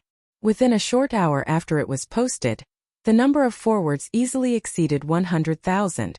Even the number of followers on the official Weibo account skyrocketed. That was because many of Shi Fang's fans had rushed over after hearing the news. As for the comments below, it was even more lively. The fans of the four mentors were arguing like a pot of porridge. Not only the fans, but many people in the industry also joined in the fun, to ride on the popularity. Not only did they repost the photo, but they also expressed their amazement, admiration, and other emotions. As a result, the keywords Shi Fang and China's Voice both made it to the top trending words on the homepage of Waves's blog. The happiest ones were undoubtedly the contestants who had passed the audition for China's Voice. The more famous and popular the program was, the more beneficial it was for them. Even if they could not win the final championship, it was worth it to be able to appear on stage in the program. In past talent shows, there was no lack of examples of losing contestants becoming more popular than the champions. Although it was expected, the popularity of the official Weibo account still made Tian, the initiator, dumbfounded. She did not let it get to her head, and quickly made a call to the company to announce the rules of China's Voice. This was called striking while the iron was hot. The four mentors had all been revealed, and the last trump card was revealed. There was no need to continue covering up the veil on China's Voice. The rules of the show were also one of the highlights of China's Voice. It was mainly divided into 4 stages, namely the blind selection of mentors, the selection of mentors, the battle of mentors, and the annual ceremony. Today's talent shows had long been overdone by the major television stations. There was a serious problem of homogeneity and audience fatigue. Apart from a few of the major stations' ace programs, the ratings were not optimistic. If a new talent show wanted to win the market, It had to take the path of differentiation. Otherwise, it would be difficult for it to survive. China's Voice, which brought out the lineup of superstar mentors, was obviously not satisfied with superficial attention. They were more concerned with pursuing the essence of the show. Other than the lineup of mentors and the rules of the show, China's Voice also revealed another trump card. That was the winner's reward for the contestants. Chapter 608. All the major television stations were passionate about creating reality shows. They were competing for viewership ratings and earning advertising fees. For those who participated in reality shows, it was a competition of strength and luck, earning popularity and attention.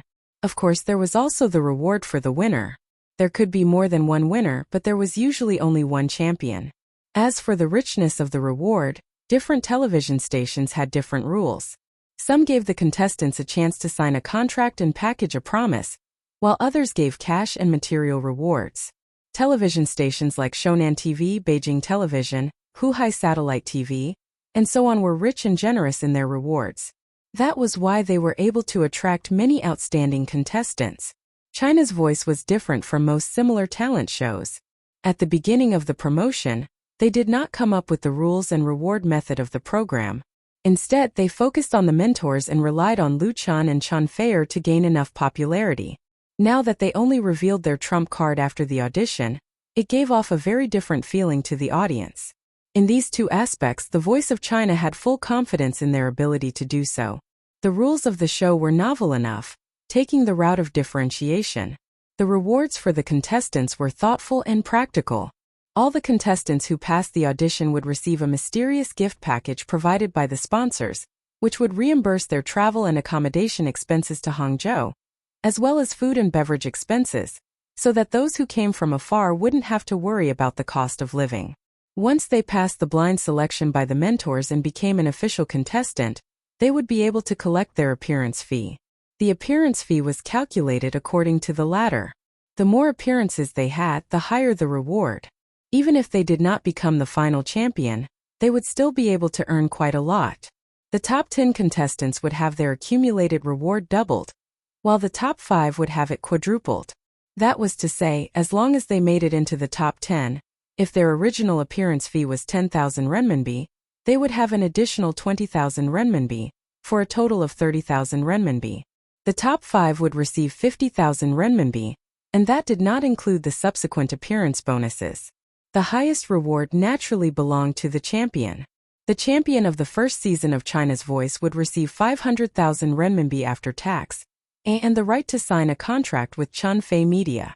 The most tempting part was that as long as they signed a contract with Chunfei Media, Lu Chan would personally create an album for them. That was a reward exclusive to the champion. Of course, the champion could also choose not to sign with Chunfei Media. That would be equivalent to giving up the opportunity. There were many talent shows in the country, especially the singing category. Because the organizers had a cooperative relationship with the entertainment media or management companies, once a contestant obtained a high ranking, they had to sign a contract with the other party. Otherwise, they would be directly eliminated in the next round, or they might not even be qualified to appear again and be replaced by someone else. This was the unspoken rule of talent shows. Singers were often in a very passive and weak position during the process. They clearly knew that signing the contract was very unfair to them, but in order to continue appearing, they could only choose to compromise. It was precisely because of this unspoken rule that some artists who came out of talent shows fell out with the companies they signed with after they became famous and popular, causing an uproar. Signing a contract with a company wasn't completely unreasonable. Naturally, they had to earn back the manpower and resources invested in the show. If they didn't sign a good seedling early on and the contestant became famous, they would sign with another company. Wouldn't it be like drawing water with a sieve? Who would want to do that? Chunfei Media was willing to do it. Chunfei Media did not force a contract, and was only willing to sign a contract with the champion. If the champion was not willing, they could still reject it. There was no rush to sign a contract before the recording, and the contestant was completely free. The reason why Chunfei Media could break the unspoken rule was that Chunfei Media did not participate in the recording and broadcasting of the show. It was only in name, and the real producer was Star Factory Media. Star Factory Media also relied on selling program content to television stations to achieve profits, so there was no need for them to sign artists. On the other hand, it was probably the contestants who requested to sign with Chunfei Media. That was because Chunfei Media was a company jointly founded by Lu Chun and Chen. The price of an album tailored for the signed artist would definitely far exceed the cash reward of hundreds of thousands. It was an opportunity that new singers dreamed of. There was no need to say much about the outcome. Anyone who was not stupid would know how to choose. Furthermore, China's Voice's generosity in rewarding the contestants was truly admirable. At least for those singers who passed the audition, after seeing the reward rules of China's Voice, no one would say that they were dissatisfied. At most, they would only regret that the right to sign a contract was only limited to the champion. China's Voice's official Weibo account posted a series of posts, and the welcoming banquet had also ended. Tian said to Shifang, "Sister Fang, this is the hotel I booked for you. Do you want me to bring you up now?" Shangri-La Hotel was a world-renowned luxury 5-star branded hotel. It had branches in Beijing, Shanghai, Xiangjiang, Baodao, Hangzhou, and other major cities. It was one of the designated hotels for many celebrities. China's Voice's recording time was not short. The rooms that Shifang and the others were staying in had been booked long ago. Tian thought that Shifang must be tired after flying all the way from Xiangjiang and needed to rest early. However, to her surprise, Shifang replied with a smile, "There's no rush. I'm not tired yet. I've been to Hangzhou more than 10 years ago. Other than Westlake, I've pretty much forgotten everything else." Tian's eyes curved. "Then I can be your tour guide and accompany you to have a good time here." Liao Jia scratched his head and said, "It's still early. If everyone is free, I have a friend who owns a decent bar here. Let's go over and have a chat?" Tian was surprised. "Brother Liao Jia, you have a friend who owns a bar? Where is he?" Liao Jia explained, "On Nanshan Road. He used to play rock and roll. His wife is from Hangzhou." Lu Chun and Chan Fair looked at each other. Lu Chun asked Shifang, "Sister Fang, do you think it's a good idea?" Shifang smiled and said, "Of course it's a good idea. I'm free tonight anyway. Let's go to Mr. Liao's friend's bar and see what's the difference between Hangzhou's and Xiangjiang's bars." Liao Jia clapped his hands. "Great. I'll call Little Six now and book a place first." He immediately took out his cell phone and made a call. The person on the other end of the line was very excited when he received Liao Jia's call. His voice was so loud that everyone in the room could hear him clearly. When he found out that Liao Jia was going to bring a friend over, he was extremely welcoming and kept saying that he would treat them all. As for the place, it was definitely available. Even if it wasn't, it had to be available. Liao Jia ended the call in a few words, then waved his hand and said, "Let's go." Chapter 609. Lu Min gripped his phone, his face full of excitement. His wife, who was checking the accounts behind the counter, asked, "Is brother Liao Jia coming over?" She had overheard the conversation when Lu Min was on the phone, but she couldn't hear it clearly. Lu Min nodded and said, "Yes, brother Liao Jia is bringing his friends over to have some fun. Immediately notify our regular customers in the QQ group and tell them to come and support us." His wife quickly picked up the phone on the table and quickly sent a message. Lu Min clenched his fist and yelled for the waiters to go around the bar, arrange the tables and chairs neatly, and get ready to welcome the guests at the door. It was still early and the real nightlife hadn't started yet, so there were only a few customers in the bar. They were all regulars, so when they saw Lu Min ordering the waiters around, they couldn't help but ask curiously, "What's going on?" Lu Min obviously wouldn't hide it. "Good news, brother Liao Jia is coming over to have some fun." F***CK. The customer was shocked. "Liao Jia? It's really Liao Jia?" Lu Min laughed. "Of course it's true, what good would I get from lying to you? It's really brother Liao Jia." Lu Min was from the northeast, and had entered Beijing in the 90s. He used to be a Beijing drifter and by chance he joined Liao Jia's band as a bass player, and built a good relationship with the big shot in the rock and roll industry. After the band disbanded, Lu Min went to Huhai, met his current wife, and finally settled in Hangzhou. Because his wife was from Hangzhou. To make a living, Lu Min opened a bar on Nanshan Road. Relying on the connections he had accumulated in the industry, and his identity as a former member of a famous rock and roll band, he was able to keep his business going. Although the number and scale of bars in Hangzhou couldn't be compared with those in Beijing and Shanghai, the competition was still very fierce. Especially in recent years, a lot of new nightclubs had opened, which attracted a large number of customers. As a result, Lu Min's bar, which focused on nostalgia, was in a bad situation. The skyrocketing rent and salaries put a heavy burden on Ryu Min. His bar didn't cost much per person. Customers could sit for half a day after ordering a beer, but even so, there weren't many customers at night. Originally, Ryu Min was thinking of just selling the bar. He could still become a bass teacher and not worry about not having enough to eat. But after so many years of running the bar, he really had feelings for it. He really couldn't bear to part with it. Just now, Liao Jia suddenly called Lu Min and said that he would come to the bar to play. Lu Min was really excited. On one hand, he hadn't seen Liao Jia for several years. On the other hand, Liao Jia's presence was undoubtedly a great boost to his bar's business. When the customers heard that Liao Jia was really coming, they became excited. After confirming that Lu Min was not lying, they all called their friends. "Hey old Hu, where are you? Come to the Black 6 bar on Nanshan Road." "What are you doing here?" "Liao Jia is coming." "Brother Chun, I'm at the Black 6 bar. The boss just said that your favorite idol Liao Jia is coming." "Faster, faster. There's still a position. I'll make a reservation for you first." Word spread quickly. In this day and age, it was very easy to spread information. Coupled with the fact that Ryu Min's wife had sent a message to the Black 6 bar's customer group, the bar was soon flooded with customers. The originally empty bar was filled with customers in just a few minutes. Most of the Black 6 bar's customers were in their 30s or 40s. Most of them were married and had their own careers. They didn't come to the bar to pursue romantic encounters, but to listen to folk, jazz, and light rock songs to relax. To them, rock star Liao Jia was undoubtedly a true idol. So, after hearing the news, anyone who could spare the time rushed to the bar as soon as possible, afraid that they would miss this opportunity. Black 6 bar had never been so crowded since its opening. The owner's wife was shocked. She pulled her husband and asked worriedly in a low voice, "Will Liao Jia really come?" If Liao Jia didn't come, then all the customers would be completely offended. No one liked to be fooled, right? In the end, the Black 6 bar would have to close its doors. Ryu Min said confidently, "Who do you think Liao Jia is?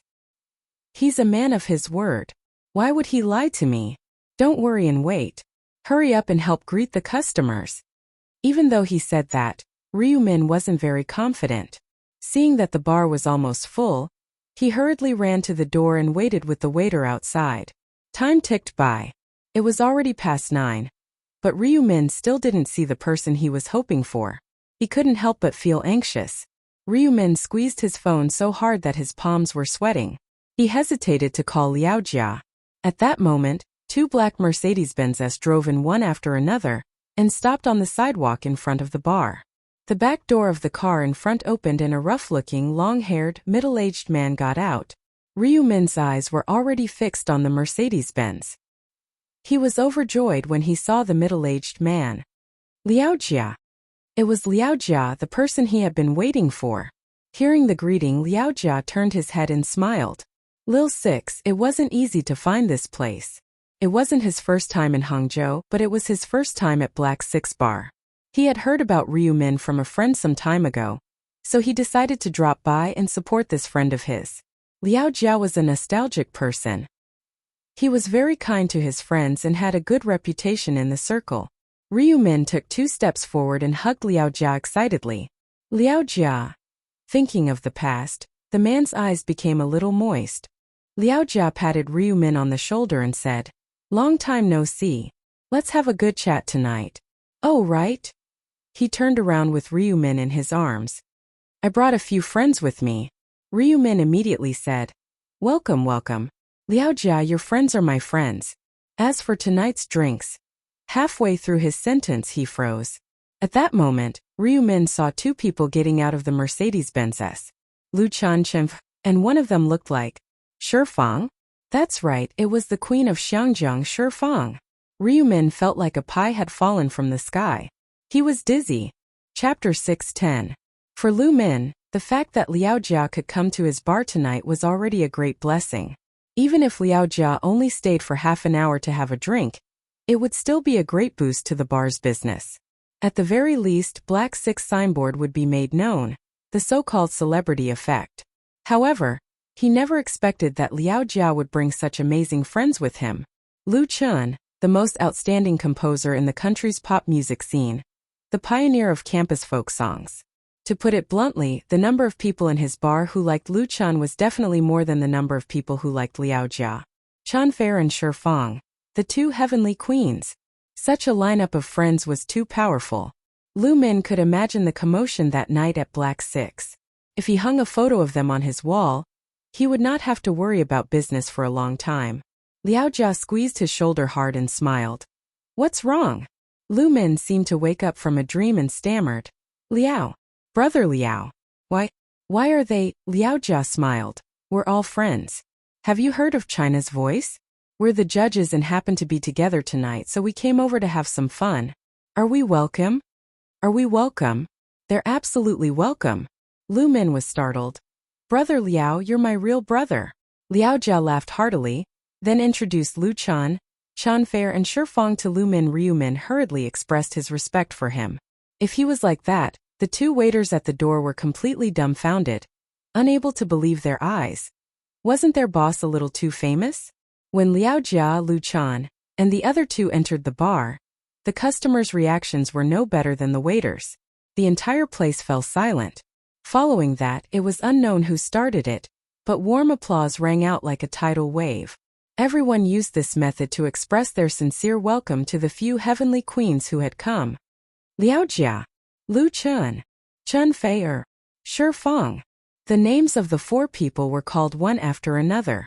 Many customers who had just woken up from a dream took out their phones to take photos and videos and immediately uploaded them to their blogs or personal spaces. Lu Min wasn't stupid. He quickly pulled the waiter over and ordered, "Close the shop and don't let anyone in." If the door wasn't sealed, the people running in would probably crush Black 6. Under Ryu Min's guidance, the four of them sat down at their reserved seats. At this time, a singer was playing and singing on the stage in the middle of the bar. When he saw Lu Chun and the others, he was so excited that he sang off-key and his face turned red.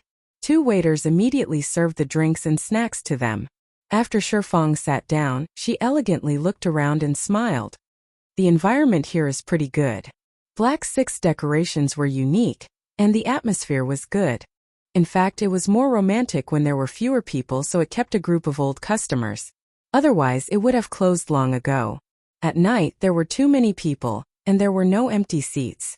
If Ryu Min hadn't arranged for a few waiters to work as security, and if Black 6 customers weren't mature and rational, a group of people would have surrounded Lu Chen and the others to ask for autographs and photos.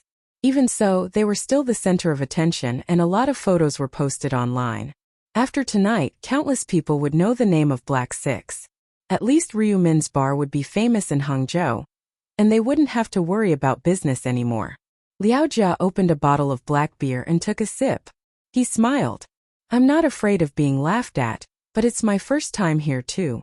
Liao Jia used to be a member of my band. His name is Ryu Min. His bass skills are at least in the top 10 in the country. Ryu Min, who was sitting beside him, was extremely embarrassed. I can't do it anymore.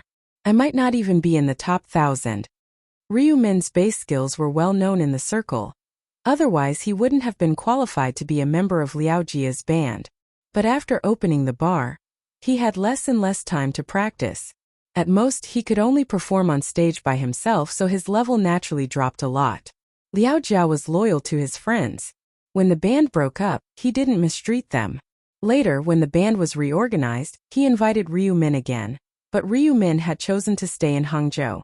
Speaking of the past, Ryu Min naturally had a different feeling in his heart, but he didn't regret it. Liao Jia understood. It's all for a living. After finishing a bottle of black beer, Liao Jia seemed to have opened the source of his memories and told the customers about his rock days. When it came to rock, Lu Chun could talk about it because he had learned about this period of history. Chen Fei was no stranger either. When she debuted, it was the last days of rock. Interestingly, Shi Fang was also quite familiar with rock, and she had a good relationship with several older rock singers in Xiangjiang, such as Lin Guoqing and Zhang Jiadong. In 1992, I saw the concert of the Black Ravens at the Kowloon Stadium, and I still haven't forgotten it. The Black Ravens was a national rock band active in the late 1980s and early 1990s. They had a total of 3 albums with a total sales of more than 20 million, and were regarded as the mainstay of the national rock. In September 1993, Gao Yi, the lead singer and soul of the Black Ravens, accidentally fell off the stage during a concert rehearsal, resulting in a serious skull injury, and eventually died in Chaoyang People's Hospital at the age of 32. Gao Yi's unexpected death was undoubtedly a heavy blow to the national rock. The Black Ravens, which had always been a leading role, never recovered and disbanded 2 years later, leaving endless sorrow to the fans of the national rock. In 1992, the Black Ravens concert in Jiulong, Xiangjiang, was also their last concert, which caused a great sensation in Xiangjiang at that time. And Gao Yi was Liao Jia's guide on the road of rock and roll, his eternal spiritual mentor. Liao Jia said with a wry smile, "If Brother Gao were still alive, he would definitely scold me. What the hell am I singing now?" The national rock declined at the end of the 1990s. Although it did not completely disappear, it was replaced by light rock and roll. Liao Jia was regarded as the last glory of the national rock, but he still couldn't resist the tide and changed his singing style. In fact, some people said that Gao Yi's death in 1993 was not a bad thing for him, because he didn't have to painfully see the decline of the national rock. This topic was very heavy. Lu Chun said, "I believe that rock and roll will never die, and the era of rock and roll will come." Liao Jia said with flagging interest, "Maybe." Lu Min quickly said, "Brother Liao, shall we go up together and cooperate again?" With several gods present, the resident singers of the Black Six did not dare to go on stage and make a fool of themselves. Liao Jia put the empty bottle on the table heavily and said, "Okay." He pointed to Lu Chun and said, "You too." Chapter 6:11. Were they going to play for real? Seeing Liao Jia, Lu Chun, and Lu Min on stage, the customers in the bar couldn't help but get excited. Everyone sat there eagerly. Other than being able to see their idols, they also wanted to hear the live performance. It would definitely be a memory that would last for a lifetime. It was just that Liao Jia, Lu Chun, and the others had been drinking and chatting all this time, and they hadn't seen any movement for a long time. It was inevitable that they would be disappointed and look forward to it. Now they had finally waited until the clouds dispersed to see the moon. Someone took the lead to clap and whistle. Soon after, there was a round of applause, and some even shouted Liao Jia's name. "Thank you." Liao Jia had always been a forthright person. Since he was here to support his younger brother, he wouldn't be shy. He directly borrowed a guitar and said into the microphone, "I'm very happy to come to Black Six with my friends tonight. Thank you all very much for your enthusiasm, so I'll give a shout here." Great.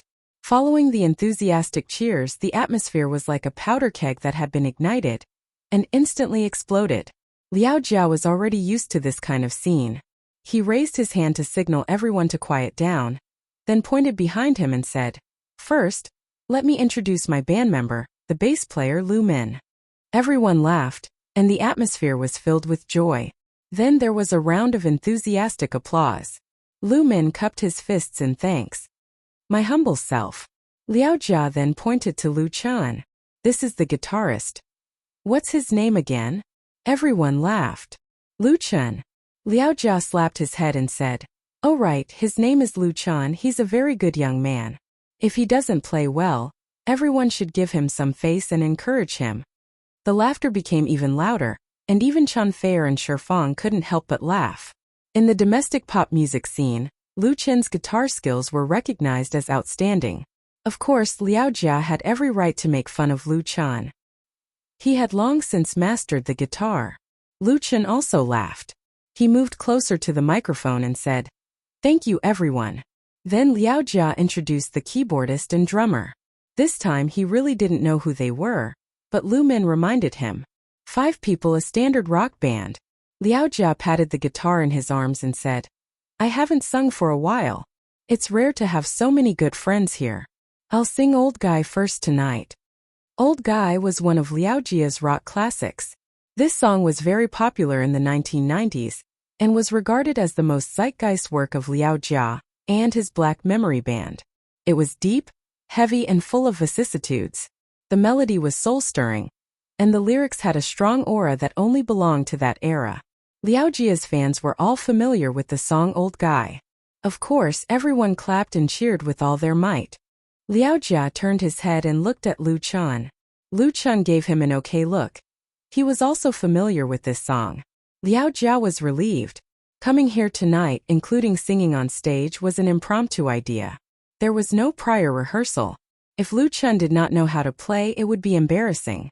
Moreover, Black 6 Bar had the computer score for Old Guy, so there would be no problem. He took a deep breath and arched his body as if he was accumulating strength. Then his right hand swept across the guitar strings. The sonorous and powerful prelude immediately sounded, shocking everyone's eardrums. Old Guy. The next moment, Liao Jia's voice, full of vicissitudes, sounded along with the rhythm of the music. He had sung this song hundreds of times on different occasions. For the customers at the scene, they were already familiar with it and couldn't be more familiar with it. However, the feeling of listening to it in person was completely different. Although this impromptu band could not be compared to Black Memory, and the cooperation between them was very unfamiliar and lacked enough passion, Liao Jia's singing was enough to cover up all the flaws. His voice was hoarser than it was in the past, and it was no longer as passionate as it was in the past. Even his roar was not so powerful. However, the vicissitudes of time were like aged wine that became more and more fragrant, going straight into the soul and making people tremble involuntarily. The bartender standing behind the bar put down the shaker in his hand, and the waiters no longer walked around to serve drinks. Instead, they quietly hid in the corner. Several resident singers and band members of the bar looked at Liao Jia, who was roaring wantonly on the stage, with eyes full of admiration. The customers in Black 6 Bar had different reactions. Some of them pursed their lips and looked very serious, some clenched their fists and shouted silently, and some had sparkling eyes. Everyone seemed to have returned to the glorious rock and roll years, especially the middle-aged people in their 40s. When Liao Jia led the band Black Memory to conquer the mainland, they were young and could not fully understand the meaning of this work. The ruthless years made them understand what they did not understand before. Now that they heard this song Old Guy again, the feeling was completely different. Even if their hearts were already as hard as iron, they could not help but be deeply moved, because they had become, or were about to become, the old guy in the song. Lu Chun stood behind Liao Jia on the right side. It was the first time for him to play in a band as a non-lead singer, and he felt very fresh. In addition to this fresh feeling, the shock in Lu Chun's heart was no less than that of the fans at the scene, because he saw a kind of strength in Liao Jia, a kind of persistent and tenacious strength for music and rock. He saw the most valuable quality of this rock and roll veteran who liked to smoke, drink, and scold people. Lu Chun couldn't help asking himself if he had reached such a level in music. The answer was obviously no. He wrote novels, wrote screenplays, made TV shows, made movies, invested in games, invested in media companies. His career was getting bigger and bigger, and he was making more and more money, but it seemed that he was getting farther and farther away from his original music dream. Lu Chun could not help but fall into deep thought. He did not doubt whether he was going the right way, but was he going too fast and in such a hurry that he missed the scenery along the way? Until Liao Jia finished singing the last line of the lyrics, "Goodbye, you old guys, forever." The audience was silent. After a moment, applause, cheers, and whistles filled the bar in an instant, like a summer storm, even breaking through the walls and windows and spreading to the streets outside. A large circle of people had gathered outside Black 6 Bar. They were all fans who had rushed over after getting the news, but were blocked outside by the waiters. Although the bar had already put up a sign at the door, not many people were willing to leave. They heard the cheers and applause, and the crowd was in a commotion. Chapter 6:12. After singing Old Guy, Liao Jia, the old guy, had beads of sweat on his forehead. Although he said it was for fun, he was still very focused and serious when it came to singing. Even if he was not at his peak in the past, it was enough to shock everyone present. The people in the Black 6 Bar expressed their respect and love with neat and warm applause. Although there were not many fans present, the atmosphere and momentum they created was not worse than some concert scenes. Anyone who was in it would feel their blood boiling and excitement surging. For a singer, this feeling was unparalleled. "Thank you," Liao Jia said. "Thank you for still liking the songs of an old guy like me." Someone immediately shouted, "Brother Liao, you'll never get old. You'll always be 28 years old. Always be 28 years old." This was what Liao Jia once said to his fans at a concert.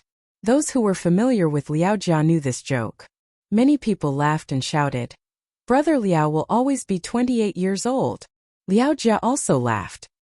He smiled and waved his hand, saying, "That was in the past. I'm really old now. The future belongs to the young people, too." He turned around and pointed at Lu Chan, saying, "That's theirs.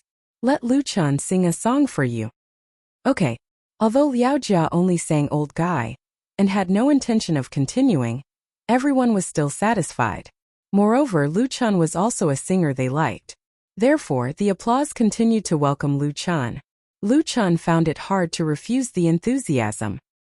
He said while holding his guitar, "Brother Liao is too modest. I also think he will never get old. At least in our hearts." Everyone laughed, and someone whistled loudly in great agreement. Lu Chan continued, "I'm also half a Hangzhou person. This time, I came with Brother Liao, Miss Chan Fair, and Sister Shifang to record the show China's Voice. I hope everyone will support us." The laughter in the bar became even louder.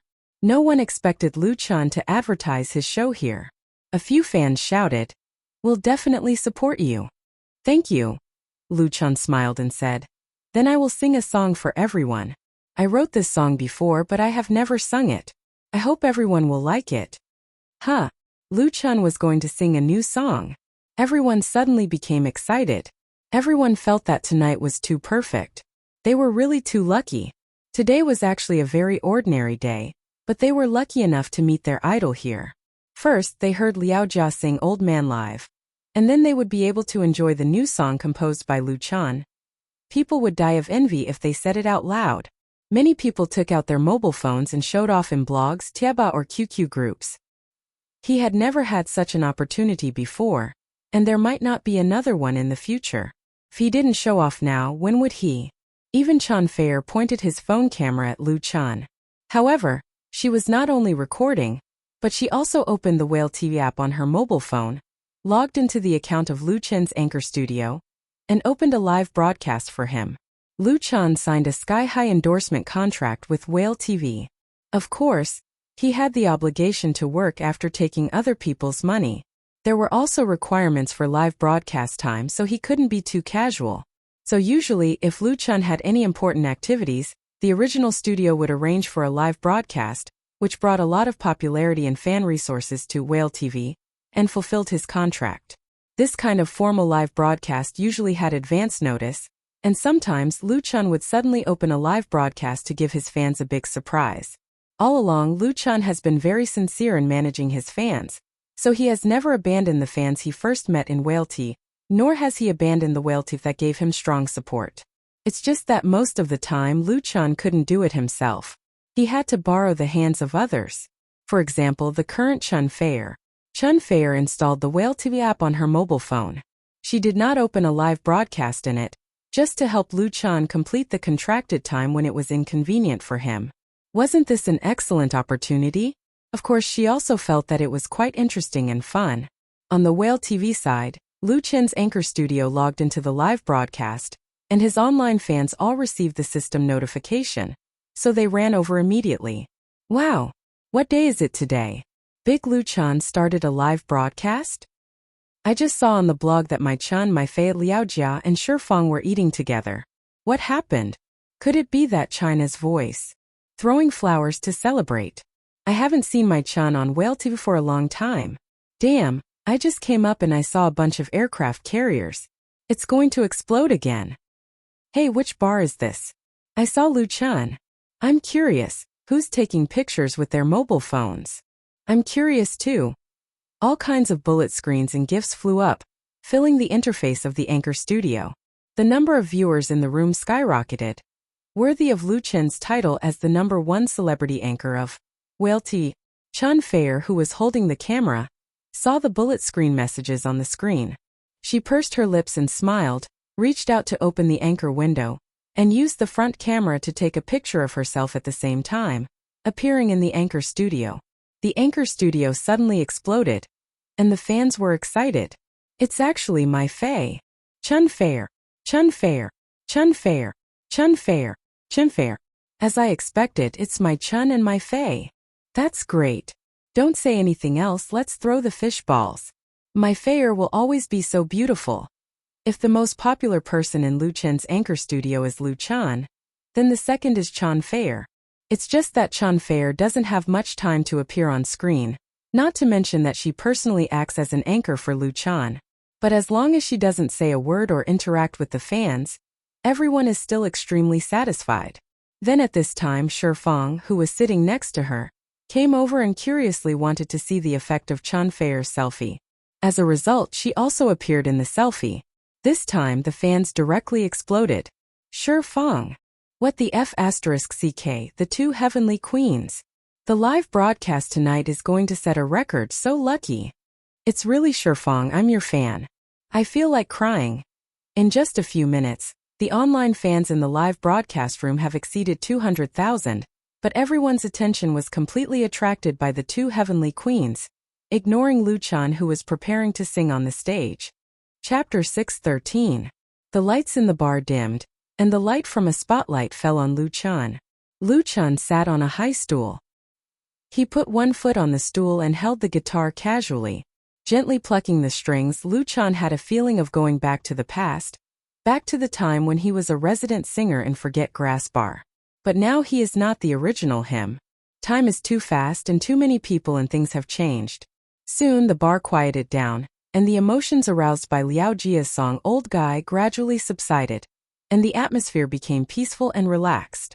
Lu Chan reached out and adjusted the position of the microphone, and then said, "The name of this song is The Story of Time." His eyes looked ahead, as if staring at the endless void, and there was a trace of memory in his calm eyes. The flowers in spring bloom, the wind in autumn, and the setting sun in winter. Melancholy youth, I used to think so ignorantly. The windmill turns every day in the song of the cycle of the 4 seasons. I grow up year after year in the poem of wind, flower, snow and moon. The flowing water takes away the story of time and changes a person, in that sentimental and waiting youth for the first time. Yellowed photographs, old letters and faded Christmas cards. I'm afraid you've forgotten the songs I wrote for you when I was young? Oh. In the domestic pop music world, when it comes to Lu Chan, original folk songs are an inescapable topic.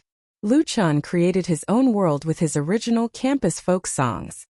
You Who Sat Next to Me, The Brother Who Slept on My Upper Bunk, Love in the Wind and other classic works are still sung by countless people, especially on campus. Many people like Lu Chan because they like his folk songs. But today's Lu Chan, in terms of creative style, has already moved from folklight rock to more popular love songs. These classic folk works can only exist in his past albums. For the more than 100 fans in Black 6 Bar at this moment, they were extremely lucky because they heard another new folk song by Lu Chan, and it was a typical campus folk song. Most importantly, Lu Chen's reprise of the folk song, whether it was the melody or the lyrics, was still so touching. Old vows are like colorful bookmarks in a textbook. There were many beautiful poems, but in the end it was just smoke. The story of flowing water carrying away time changed 2 people. In that sentimental and first tearful youth, the long journey, the dream of yesterday, and the faraway laughter.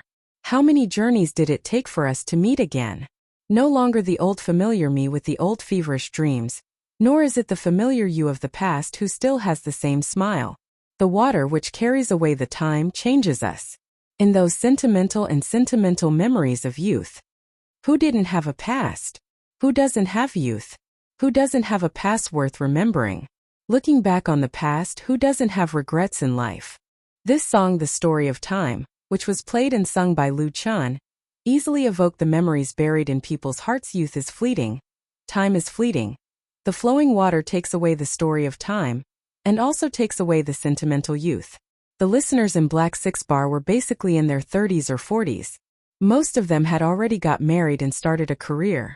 Many of them worked hard in this city and understood the ruthlessness of time and the vicissitudes of life. This song, The Story of Time, mercilessly touched the softest part of their hearts. The layers of camouflaged heart shields were so easily penetrated by Lu Chen's affectionate singing, and were unexpectedly exposed. One of the women, who was obviously an elite in the workplace, had a sparkling light in her eyes. She bit her lips tightly, and no one knew what she was recalling. Her expression changed, sometimes sweet and sometimes painful. Lu Chen's singing and the scene of the scene were also presented in the anchor room through Chen Feier's mobile phone. The messy barrage quickly disappeared, and even the tips disappeared. It became unprecedentedly quiet. At this time in Lu Chen's anchor room of Whale Tea, the online audience has exceeded the 1 million mark.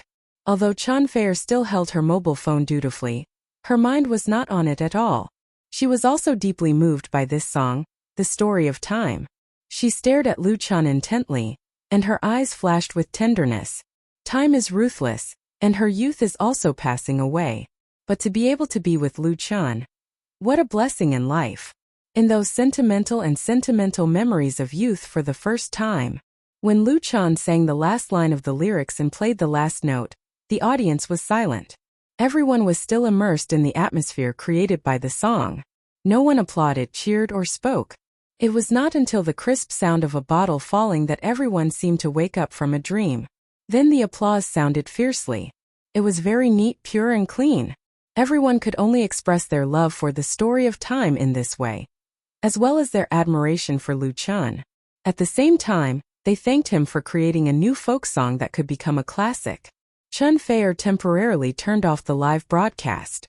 She put her mobile phone on the table and applauded with everyone. But she suddenly felt something strange. She turned her head and saw that Shifang, who was sitting next to her, had tears in her eyes. Chen Feier couldn't help but be shocked. She quickly held Shifang's hand and said, "Sister Shifang?"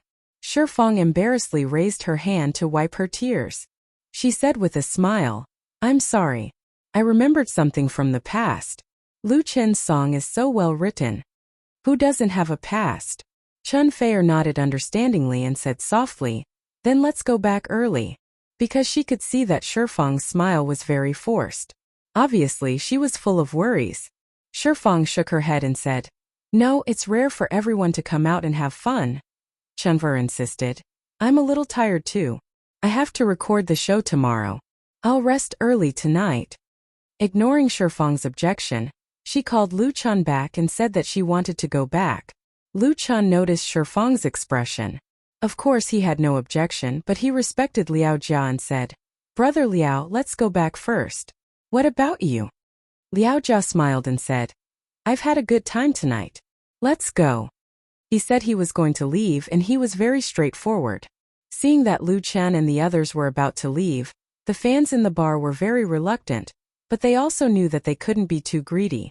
It was already a great fortune to be able to hear Liao Jia and Lu Chen's live performance at night. They couldn't ask Chen Feier and Shifang to go on stage and sing, could they? They were there to have fun. They had no obligation at all.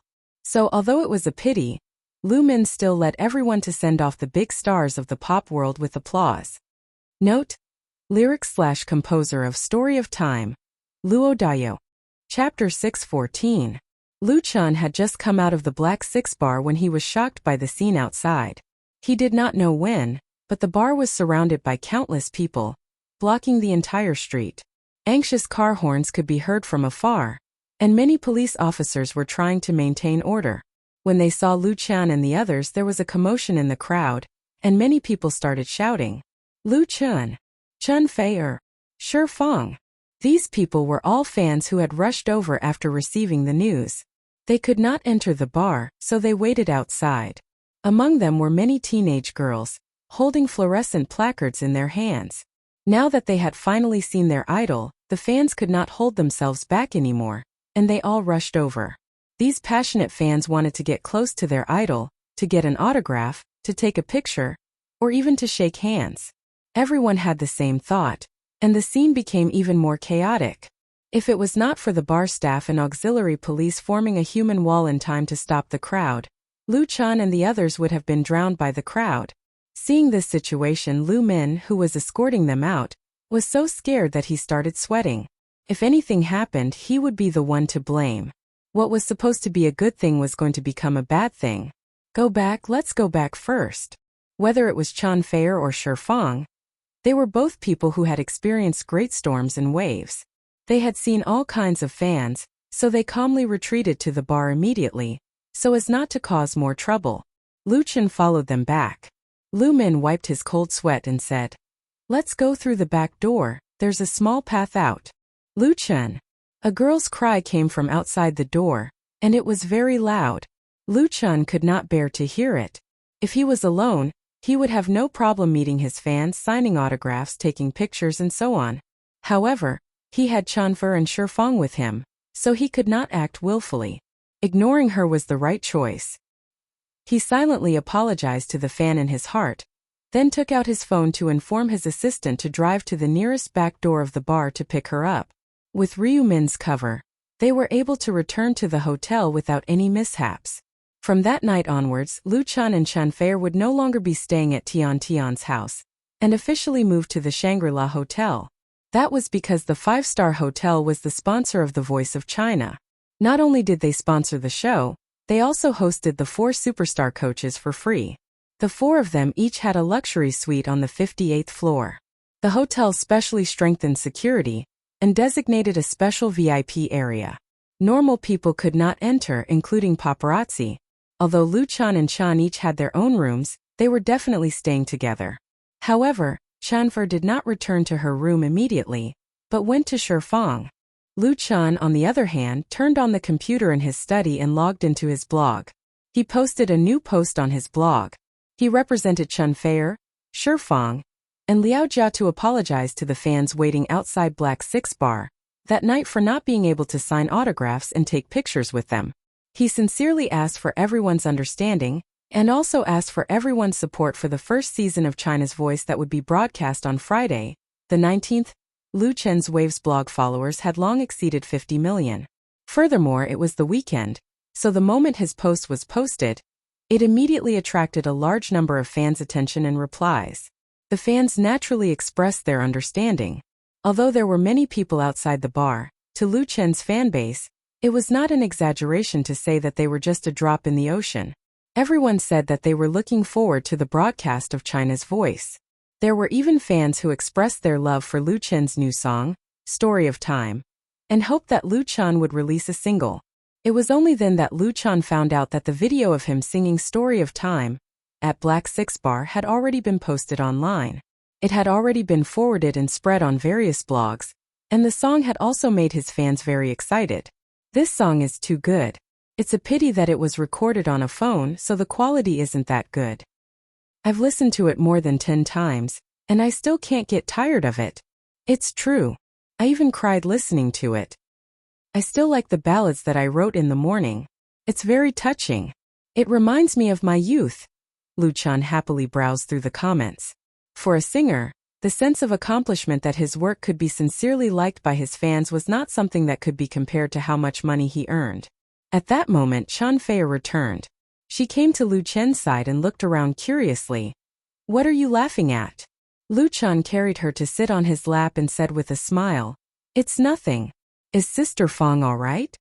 Previously at Black 6 Bar, he had noticed that Shi Fang's mood was a little off after singing the song. Chan Feier shook her head and said, "It's nothing. She was just thinking about the past and might be a little unhappy. I didn't ask much and just chatted with her for a while. It's nothing now." Lu Chen nodded. He had heard that Shi Fang had a rough life when he was in Xiangjiang. In fact, there were many celebrities who seemed to be very famous on the surface, but they all had some unbearable past. It was a very private matter, so it was right for Chan Feier not to get to the bottom of it. Chan Feier leaned into his arms and said softly, "The song you sang tonight was very well written. I was very touched after listening to it. The blooming of flowers in spring, the wind in autumn, and the setting sun in winter." She softly hummed the Story of Time. Although she had only heard it once, there were not many mistakes in the melody and lyrics, showing that she had a good memory and sense of music. Chan Feier's singing style was different from Lu Chen's. It was not as heavy and sad, but more of a warm memory. It was like a spring breeze blowing through the fields, making people feel intoxicated. Lu Chen also liked it. "Then I'll give you this song to sing." Chan Feier pursed her lips and smiled. "I'll just sing a cover, but I think Sister Shifeng will appreciate it. Lu Chen nodded. This time, Shifeng agreed to come to Hangzhou to be a mentor for the Voice of China.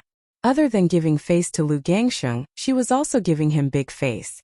It should be known that this Xiangzhang heavenly queen rarely appeared on variety shows, and did not even like to appear on TV. So of course Lu Chen had to repay her. If Shifeng really liked this song and wanted to sing it, then he was very willing to let her do it. Let's not talk about this anymore. Lu Chen stood up with Chen Fair in his arms and said with a smile, let's go take a shower first and rest early tonight. Chen Fair's pretty face was instantly dyed with a layer of red, and her eyes were so charming that they were about to drip water. Lu Chen laughed and strode to the bathroom with her in his arms. Tonight was going to be another beautiful night. Chapter 6:15. Hangzhou, Zhidong Satellite TV Station Studio 1.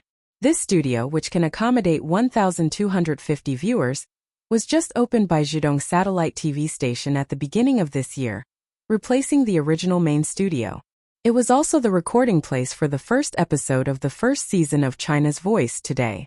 Although the size of this studio of Zhidong Satellite TV Station was not the largest among its peers, it was newly built, so the facilities inside were very advanced. It was equipped with one of the few LED ultra-high-definition giant background screens in the country, as well as the top sound system and recording equipment. In the next month, Studio 1 would be used for the recording of China's Voice. As the producer of China's Voice, Star Factory Media was able to obtain the right to use Zhidong Satellite TV Station Studio 1. In addition to Tiantian's own network resources, what was more important was that Zhidong Satellite TV Station was very optimistic about the cooperation between the two parties. In order to ensure the broadcasting rights, they put out a very sincere bargaining chip. The reason was very simple. In addition to Tiantian, Star Factory Media had two other shareholders. That is, Lu Chen and Chen Fair. Was there any possibility of the program produced by the two of them failing? Thinking about Autumn in My Heart and Full House of Romance, as well as a Chinese ghost story, which had just earned more than 1 billion in the domestic box office, the answer was no doubt. The publicity for China's Voice had long been launched, and Zhidong Satellite TV Station had also vigorously cooperated. If it was any other purchase program, it would not have such treatment. Now that everything was ready, all that was left was the east wind. The studio had long been redecorated, and the iconic logo of China's Voice hung high above the black dome, shining brightly under the spotlights. But the most eye-catching thing was the 4 big red chairs placed in front of the performance stage. There were still 2 hours before the official start of the recording, but the 4 mentors had already arrived at the studio in advance. Except for Lu Chen, the other 3 were all attracted by the 4 exaggerated and unique chairs. This is the mentor's swivel chair? Chen Fair asked curiously. Custom-made? It looks like it has a lot of functions.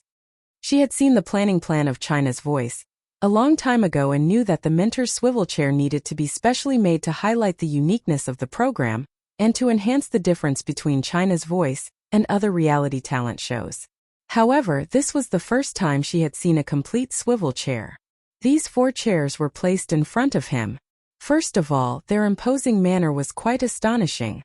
There was an independent black turntable under each chair, and there were also light belts, sound systems, and other devices on the chairs.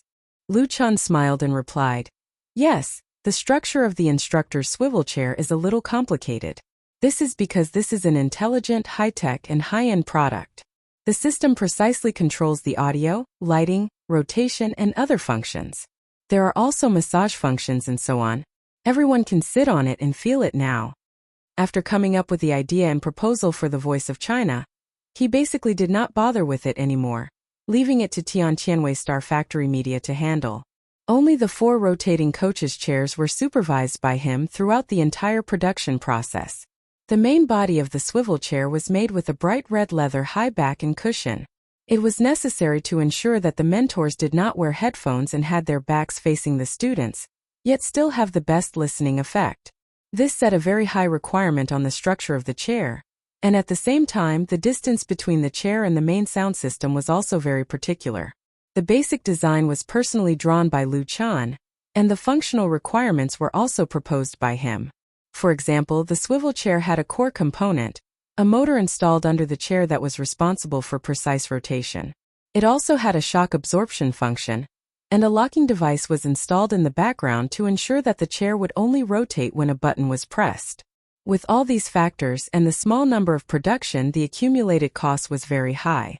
The 4 chairs, along with 1 spare part and some spare parts, all added up to more than 2 million. It had a very high level of technology, or else it would not be able to reflect the prestige of China's voice. Of course, Lu Chan had registered a global patent for the swivel chair, and China's voice had also registered the program's copyright to ensure that it would not be imitated by others without any integrity. In the future, they might even be able to sell it overseas. Chan Fei, Shifeng, and Liao Jia sat on the chair as instructed, and a staff member explained the functions to the 3 of them. Liao Jia shifted his butt, allowing himself to comfortably lean into the chair. The leather used for the mentor's swivel chair was imported calf leather. The texture was delicate and soft, and it felt great to the touch.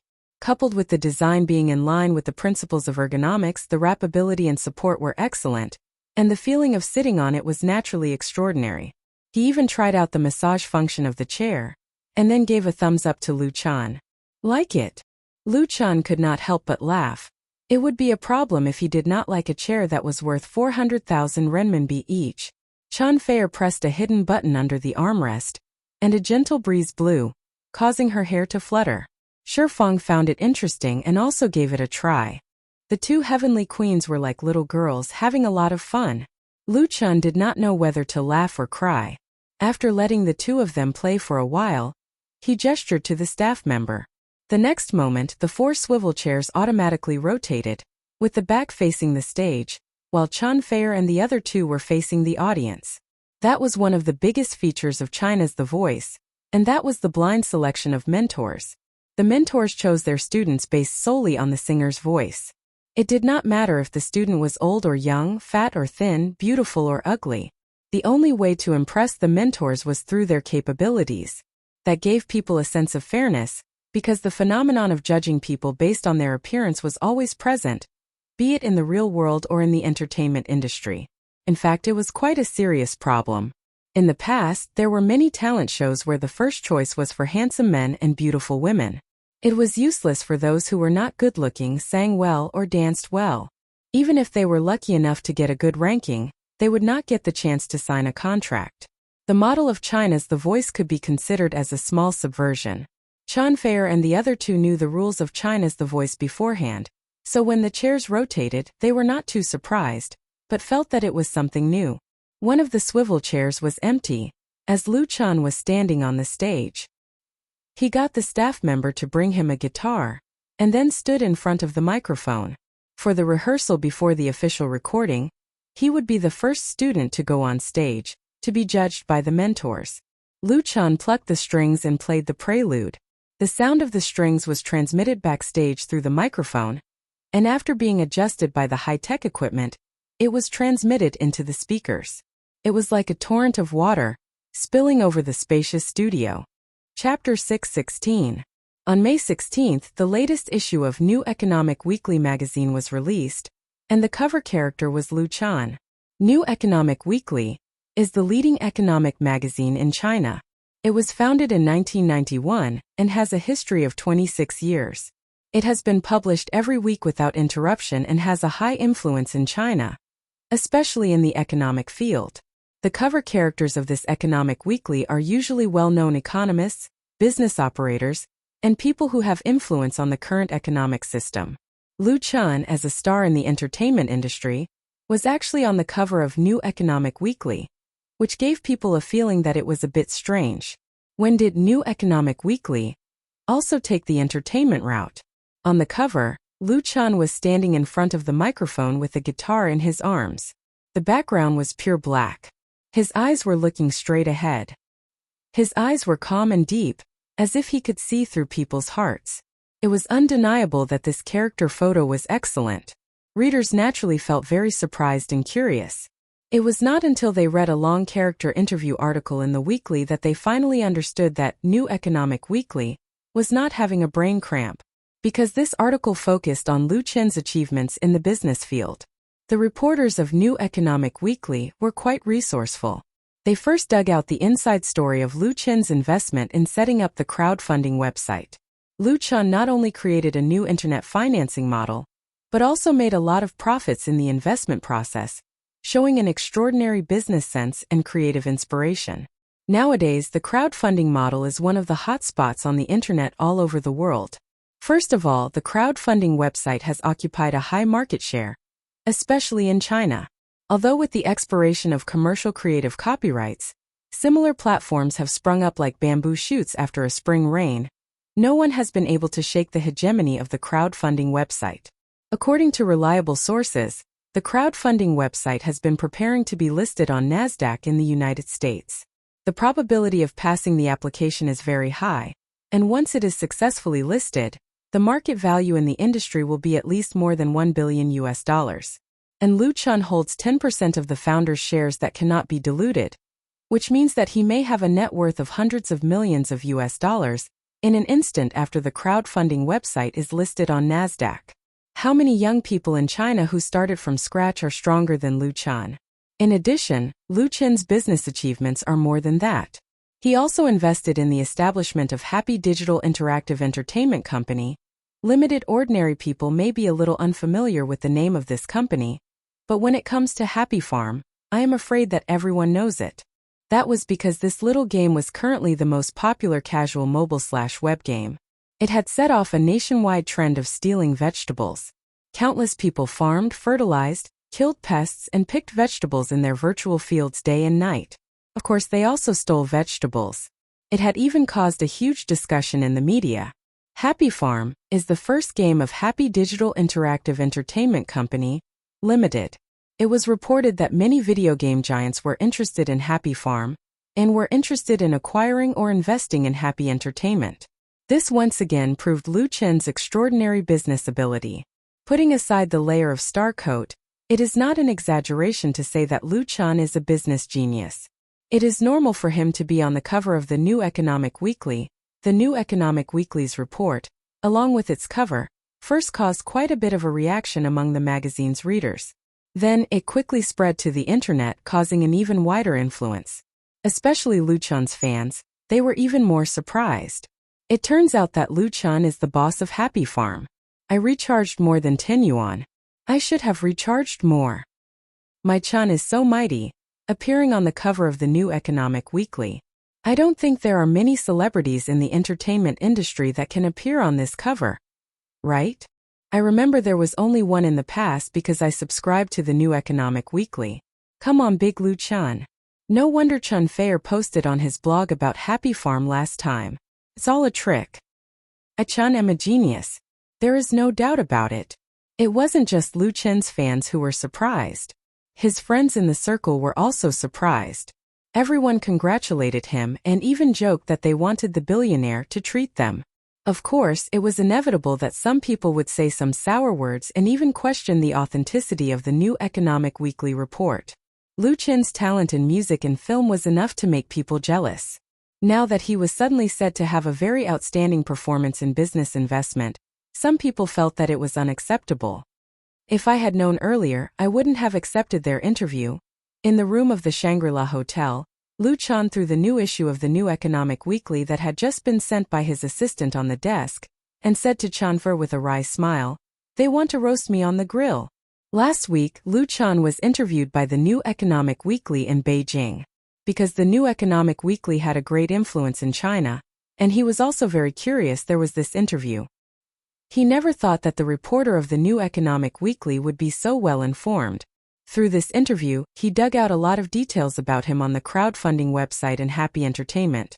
When he founded the crowdfunding website, Lu Chen was not low-key. Later, after transferring the shares to the Li family, he basically withdrew from the business and settled down as a small shareholder. As for Happy Entertainment, Lu Chen was very low-key. He only worked with Chen Feier to promote Happy Farm. He never shouted that he was the actual shareholder of Happy Entertainment. Now that the New Economic Weekly's investigation and praise of him, it will undoubtedly push him to the forefront of public opinion. The main reason was that there was a certain degree of controversy in the game Happy Farm. What's there to be afraid of? Chen Feier said with a smile. It's too late for others to be envious. Besides, you don't need to be afraid of any rumors now. Just concentrate on your own career. As long as you have a clear conscience, you don't need to worry about what others think. Lu Chen thought about it and agreed. In the entertainment industry, you must have the courage to bear all kinds of right and wrong. Many times you can't keep a low profile even if you want to. Instead of hiding, it's better to face it in a big way. After figuring this out, Lu Chen quickly put this matter behind him. On the cover of the New Economic Weekly, in addition to making Lu Chen the focus of public opinion again, countless fans are also more concerned about the first season of The Voice of China that will be broadcast on the 19th. As a mentor, what kind of wonderful performance will Lu Chen perform? Chapter 6:17. The cover report of New Economic Weekly has had a great impact on Lu Chen, giving him the title of business genius, in addition to musical genius. Some people even think that he shouldn't be in the entertainment industry. If he enters the business world, then he is likely to be among the Forbes list of young billionaires in China, provided of course that the crowdfunding website is successfully listed on Nasdaq. For such remarks, Lu Chen just smiled. Although the crowdfunding website was his business idea, it was Li Mushi who really made the crowdfunding website bigger and stronger and went abroad. Without the power and background of the Li family, relying on his own strength alone, he would at most be able to get the name of the founder of the crowdfunding model. How could he become a billionaire? Apart from anything else, without the help of the Li family, the commercial creative copyright of the crowdfunding website could not have been approved. Therefore, not only did Lu Chen not have any regrets about transferring most of the shares of the crowdfunding website to the Li family, but he was very glad that he made a decisive choice at the beginning. Once the crowdfunding website is listed on Nasdaq, he will be able to enjoy the amazing benefits of 10% of the original shares. His net worth can at least be multiplied several times. What else is there to be dissatisfied with? On the internet and in the entertainment industry, the discussion about Lu Chen's wealth is also very heated. Everyone thinks that Lu Chen will definitely be on the Forbes list of rich stars in China this year. The Forbes list of rich stars in China is published every December and is divided into several lists. Last year, Chen Feier ranked second on the list of rich stars with an annual income of 57 million yuan, ranking first among all female stars. At that time, Lu Chen was not included in the list, but this year, his name will definitely be on it. Everyone is certain. The only thing that is uncertain is where he will rank. Most of the discussions about Lu Chen's net worth on the internet are positive, and there are very few comments about hatred of the rich. Even if there are, they are often sprayed with dog blood. Because since Lu Chen's debut, he has earned every penny fair and square. He has not sold dogskin plaster, he has not deceived fans, and even the most profitable advertisements are rarely accepted. He only cooperates with reputable big brands and pays taxes according to the regulations. There is no illegal behavior. Most importantly, while Lu Chen was making money, he was also doing charity seriously. The charity fund he and Chen Feier jointly established had an excellent reputation, and it really helped many leukemia patients. TN Part 2. Many stars engage in charity and donate hundreds of thousands of yuan, but they can't wait to send the news to all the media. Moreover, there have been repeated scandals of donation fraud, and even those so-called charity funds to deceive the public. Although Chen Fei Charity Fund is also a public fund, it has never solicited donations from ordinary people and fans. All the money comes from donations from the two and their friends in the circle, and the accounts are truly open and transparent. In the field of charity in the country, Chen Fei Charity Fund is very low-key, but it has a good reputation that others can't reach, which has also brought Lu Chen a very high reputation. Most people hate the rich, and they hate the heartless rich. Lu Chen's money came from a clear source, and he has never done anything superficial like flaunting his wealth, so he naturally won the sincere appreciation and love of his fans. Therefore, when the New Economic Weekly exposed Lu Chen's business deeds, there were some who were curious, some who were envious, and some who were in awe, but there was not much jealousy or hatred. On the contrary, before the first episode of China's Voice was officially broadcasted, a moderately controversial news broke out. On the 17th of May, a Waves blogger certified as a vagrant singer Roxanne, posted a blog post on her blog, saying that she had encountered unfair treatment during the audition for China's Voice. The singer named Roxanne did not have much fame, and according to her resume on her blog, she had just returned from overseas and was currently an independent singer and freelance singer in Beijing. She had participated in the audition in Beijing. The so-called unfair treatment she encountered was that she sang a famous English song during the audition. Then, after singing a few lines, she was asked by the audition judge to sing a Chinese song again. Roxanne was very angry about this, as she had prepared for a long time for the song, and believed that her singing skills were not inferior to the original singer. In the end, she did not expect the audition judges to think that she did not meet the rules, and even had a sarcastic tone in their comments. Roxanne refused to change the song, and was mercilessly eliminated, which made her very angry. After participating in the audition, she was depressed for a few days, and only managed to recover a little today. She could not understand it. There had never been a talent show, especially a singing reality show, that rejected English songs. Could it be that the audition judges did not understand English, so they directly passed it? Singer Roxanne had very few fans on her blog, less than 100,000, and most of them were zombie fans, as the number of clicks and comments on her daily blog posts was pitifully low. However, this blog post received a lot of attention, and the number of forwards exceeded 5,000 on the same day, so it attracted the attention of many people. Although it had little to do with Lu Chun, many of Lu Chun's fans went to Roxanne's blog to mock her after seeing the forwarded blog post, thinking that she was trying to create hype. She was clearly not good enough, but she still wanted to gain popularity. She was simply shameless. There were all kinds of people on the internet, and some people's tone was sharp and even mean. As a result, Roxanne flew into a rage out of humiliation, arguing with the people who mocked her on her blog, and even scolded Lu Chun.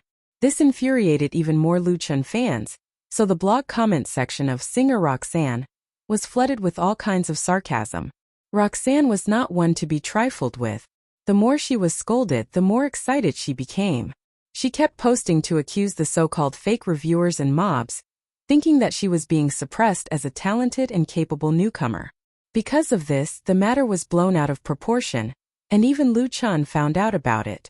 However, Lu Chun did not respond, but the official blog of China's Voice gave a clear explanation. The audition of China's Voice had many clear requirements for the contestants. One of them was that the singers could only sing Mandarin songs, including Cantonese and other dialects. It was not only for the audition but also for the rest of the competition. As this was the voice of China, Chinese people naturally had to sing Chinese songs. Performing English songs that the majority of the audience could not understand or appreciate on stage was not in line with the program's principles. This rule was printed out in black and white for all the singers to see. It was normal for Roxanne to be eliminated for violating the rules, and there was no issue of unfair treatment. Chapter 6:18. A statement on the official blog of China's Voice explained the rules of the program clearly. It directly slapped Luo Zhan in the face. In addition, singers who participated in the audition posted a text message on their blog, as well as the notice they received during the audition, which clearly stated the rules. The facts and evidence were there. This time, Lu Chun's fans found the basis and forcefully pressed Luo Zhan to the ground. Many people also made up jokes or photoshopped various pictures, turning the comment section of the latter's blog into a sea of joy. Luo Zhan was speechless after being refuted by China's Voice's official blog. She simply closed the blog comments and pretended to be deaf and mute. Continuing to argue would only humiliate herself. Luo Zhan must have the idea of using the momentum to hype up, and also spent money to hire a promoter. However, she did not expect Lu Chun's influence to be so great, and the fighting power of his fans was so strong. If she continued to make a fuss, she would probably not be able to survive in this industry. During this process, Lu Chun did not participate at all and directly ignored the other party. When an artist becomes famous, all kinds of disputes will come. This kind of deliberately creating a topic to hype oneself up was a small trick. There were worse things everywhere. No celebrity has not encountered it before. For example, Chun Feier, who made a name for herself more than 10 years after her debut. In the past, she had a lot of scandals. Some were made up by paparazzi, some were hyped up by the other party, and some were even carefully planned by a media agency. In the entertainment industry, it was impossible to be completely clean and untainted by dust. However, as long as one held the bottom line and was not tempted by fame and fortune, it was difficult to maintain one's original heart, but it was not impossible. Therefore, in such a situation, ignoring was the best choice. Fighting back was the least desirable. If the other party went too far, then they would directly send a lawyer's letter to sue. Only in this way could they deter the rascals. In the midst of the commotion and noise at 8:30 p.m. on May 19th, the first episode of the first season of China's Voice was broadcast on Zhidong Satellite TV station. China's Voice was a reality show produced by Star Factory Media. Zhidong Satellite TV station bought the exclusive copyright in the form of ratings, so the TV station attached great importance to it. The program's publicity work was vigorous, and the posters of the four mentors were even posted on the streets of Hangzhou. And this brand new singing talent show has also attracted a lot of attention nationwide, especially the fans of Luchan, Chanfei, Shifeng, and Liao Jia. They all turned on their TVs or computers to watch the premiere of Zhidong Satellite TV station. 8 o'clock that night, Jinling Xuanwu District, Changjiang South Street, Ezio Bar. Chi Hao squeezed through the crowd to the front of the bar and said to the busy bartender, "Give me 2 cups of 5 colors and a Häagen-Dazs ice cream." Ezio Bar was a popular bar on Changjiang South Street. Its main customers were university students and young people who had just entered society. The atmosphere was relaxed and free. There was nothing messy, and the prices were very affordable. The bar was equipped with a big screen TV. When it came to the World Cup or Champions League games, the place was often full of customers. Everyone gathered at the table to drink beer and watch the game, which was also a rare relaxation enjoyment. Usually there were also singers here. If the guests liked it, they could also go up and sing by themselves. Sometimes they could even see the scene of a marriage proposal on the spot. Chi Hao had been to Ezio Bar several times and liked the atmosphere here very much. So the second time he organized a group event for Lu Chen's Jinling support group fans. He set the venue at Ezio Bar. The last time he booked a place to watch a Chinese ghost story was very successful. Many fans who missed the opportunity complained in the group, so Chi Hao organized another one, but this time it was not to watch a movie but to watch TV. To watch the premiere of China's Voice. Speaking of which, it was really unheard of to organize a group of people to watch a variety show in a bar. However, Lu Chen's fans were very enthusiastic, so Chi Hao responded with a single call. There were hundreds of fans who came in the evening, booking the entire Ezio Bar. Actually, Chi Hao had his own selfish reasons for organizing this event. The bartender knew Chi Hao and knew that he was the organizer of the booking, so he gave him face. After mixing a glass of wine for others, he mixed it for him first, and even gave him a glass of Häagen-Dazs ice cream for free. Business was too good at night. There was almost no space in such a big place, and there were not enough waiters.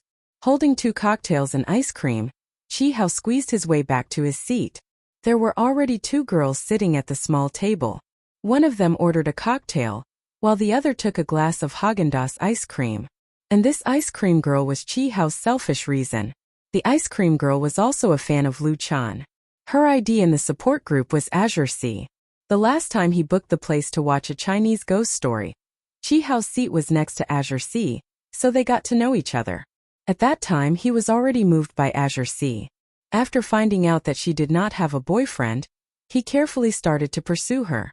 Although they were still in the phase of pursuing, the 2 of them had gone from strangers to close friends. At least Azure Sea did not refuse his pursuit, so there was hope for success. The other girl who ordered the cocktail was Azure Sea's best friend. She was inseparable from Azure Sea. Last time she cheated Chi Hao of a lot of ice cream, making him eat instant noodles for a whole week. "Thank you." Azure Sea smiled slightly to express his gratitude, and his charming smile made Chi Hao stare at her. "Come on." The best friend waved her hand in front of Chi Hao's eyes and asked, "Why hasn't the show started yet?" The big screen in the bar was playing an advertisement. Chi Hao woke up from his dream and couldn't help but blush. He quickly took out his phone and looked at the time. It's about to start. He tried to please her again. "Do you want to eat some snacks or something? I'll go get it." Azure Sea shook his head and said, "No, I don't eat snacks at night. I've gained a lot of weight recently." "You're still fat?" The best friend couldn't help but roll her eyes and said, "Then I should jump off a building." Chi Hao smiled foolishly. He also felt that Azure Sea was not fat at all. In fact, he was a little thinner and very slender. Right at that moment, the large LED screen hanging on the wall switched. Soul-stirring music rang out in the bar, and a hand made from CG holding a microphone appeared on the screen. The logo of China's top voice was dazzling. It had begun. Everyone's attention was drawn to it.